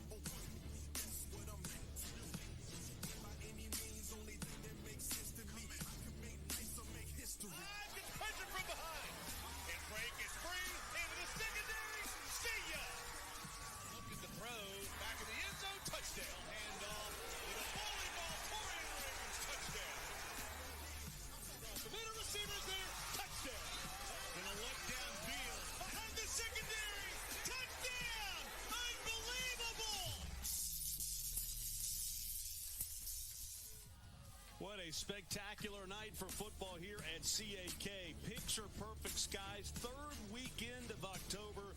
There's a little football game tomorrorow, but a little football game tonight as well. Sophie Starkey down on the sideline with CAK head coach Chad Speck. Coach, huge rivalry game tonight. Both teams are 5-2. Grace coming off of a big win. What's the key for your team in this match tonight? Yeah, it's just to be us. Be who we are. Play to our standard. Don't play to the scoreboard. Don't get caught up in all the hype, and just be exactly who we are. And this team has a mix of veterans and young guys like we talked about earlier this week. What are you the most proud of them on a week-to-week basis? We've had phenomenal senior leadership all year. They've bought into who we're trying to be. Nobody cares who gets the credit. We can make for a special team, and they've really brought the young guys along, and we're excited to see what happens tonight. And, Coach, how can you set the tone early in this game? We got to limit their explosive plays and run the football. Thanks, Coach. All right, thank you. CAK will get the football to start this thing off. And so their opportunity to ground and pound, run that clock, Aaron Harvey, which is goal number one when you play this explosive Grace offense. Yeah, Grace has a lot of explosive plays. So what's interesting is I've said earlier the way Grace beat Sevier County last week is they controlled the clock and picked up first downs by running the football. CAK can actually use that same playbook to keep them in this game and give themselves a chance to win it late by doing the same thing. And here we go with a deep kick that will go into the end zone. So the Orioles will start at their own 20-yard line, and a familiar face is back at quarterback. Yeah, Seton Moffitt coming off. I believe he only got to play one game before he got injured. So it has been Sawyer Anderson taking up the quarterback duties. Normally, he plays halfback. He'll be able to move back into that position tonight, which obviously will help CAK as well. Aerial coverage is brought to you by Gatlinburg Sky Park. As the mountains are calling, make sure you partake in that sunrise breakfast up at Gatlinburg Sky Park. Let's get things started with the CAK offense. And as Aaron said, the quarterback Seton Moffitt is back. He is a sophomore. On play number one, about 5 tough yards for Ryan Gibson. And what CAK coaches will tell you is that having the quarterback back, no disrespect to the youngster who's been in there, but this is their guy. Yeah. Yeah, and you see right there, they also love to run the football a lot. So this isn't your Uncle CAK team. You're not going to have Charlie High out there, Davis Howell. This CAK team loves to run the football. It is what they do. So having their starting quarterback in there is going to help out with that. I like bringing out some of those familiar names of the championship days, Charlie High and Josh Smith and Davis Howell out there running around, son of Todd Howell, meteorologist at WBIR. Yeah, they love to throw the football. It was exciting to watch, throwing it 40, 50 times a game. That's not this CAK team at all. Smokey Stat Stuffer focuses on Ryan Gibson running the football. 170 carries this year, 820 yards, 12 touchdowns. So if CAK is going to win this game, Ryan Gibson, number 4, is going to have a big night. Rolling out left, looking to throw, finds his receiver. They'll get the first down at the 35. Yeah, that one goes complete to Colin Kreider coming from that tight end position. And that's what CAK has to do, move the sticks, keep that offense on the field, and keep Grace's offense off the field. Well, the 2 times that we have had Grace on TV this year, they've combined to score 103 points. Yeah. Well, you don't expect it, especially like last week against Sevier County, for instance. They were running down the play clock all the way to 3-2 before they would snap the football, and then they ran it most of the game. You don't expect it, but, man, they had some huge explosive plays in that game as well.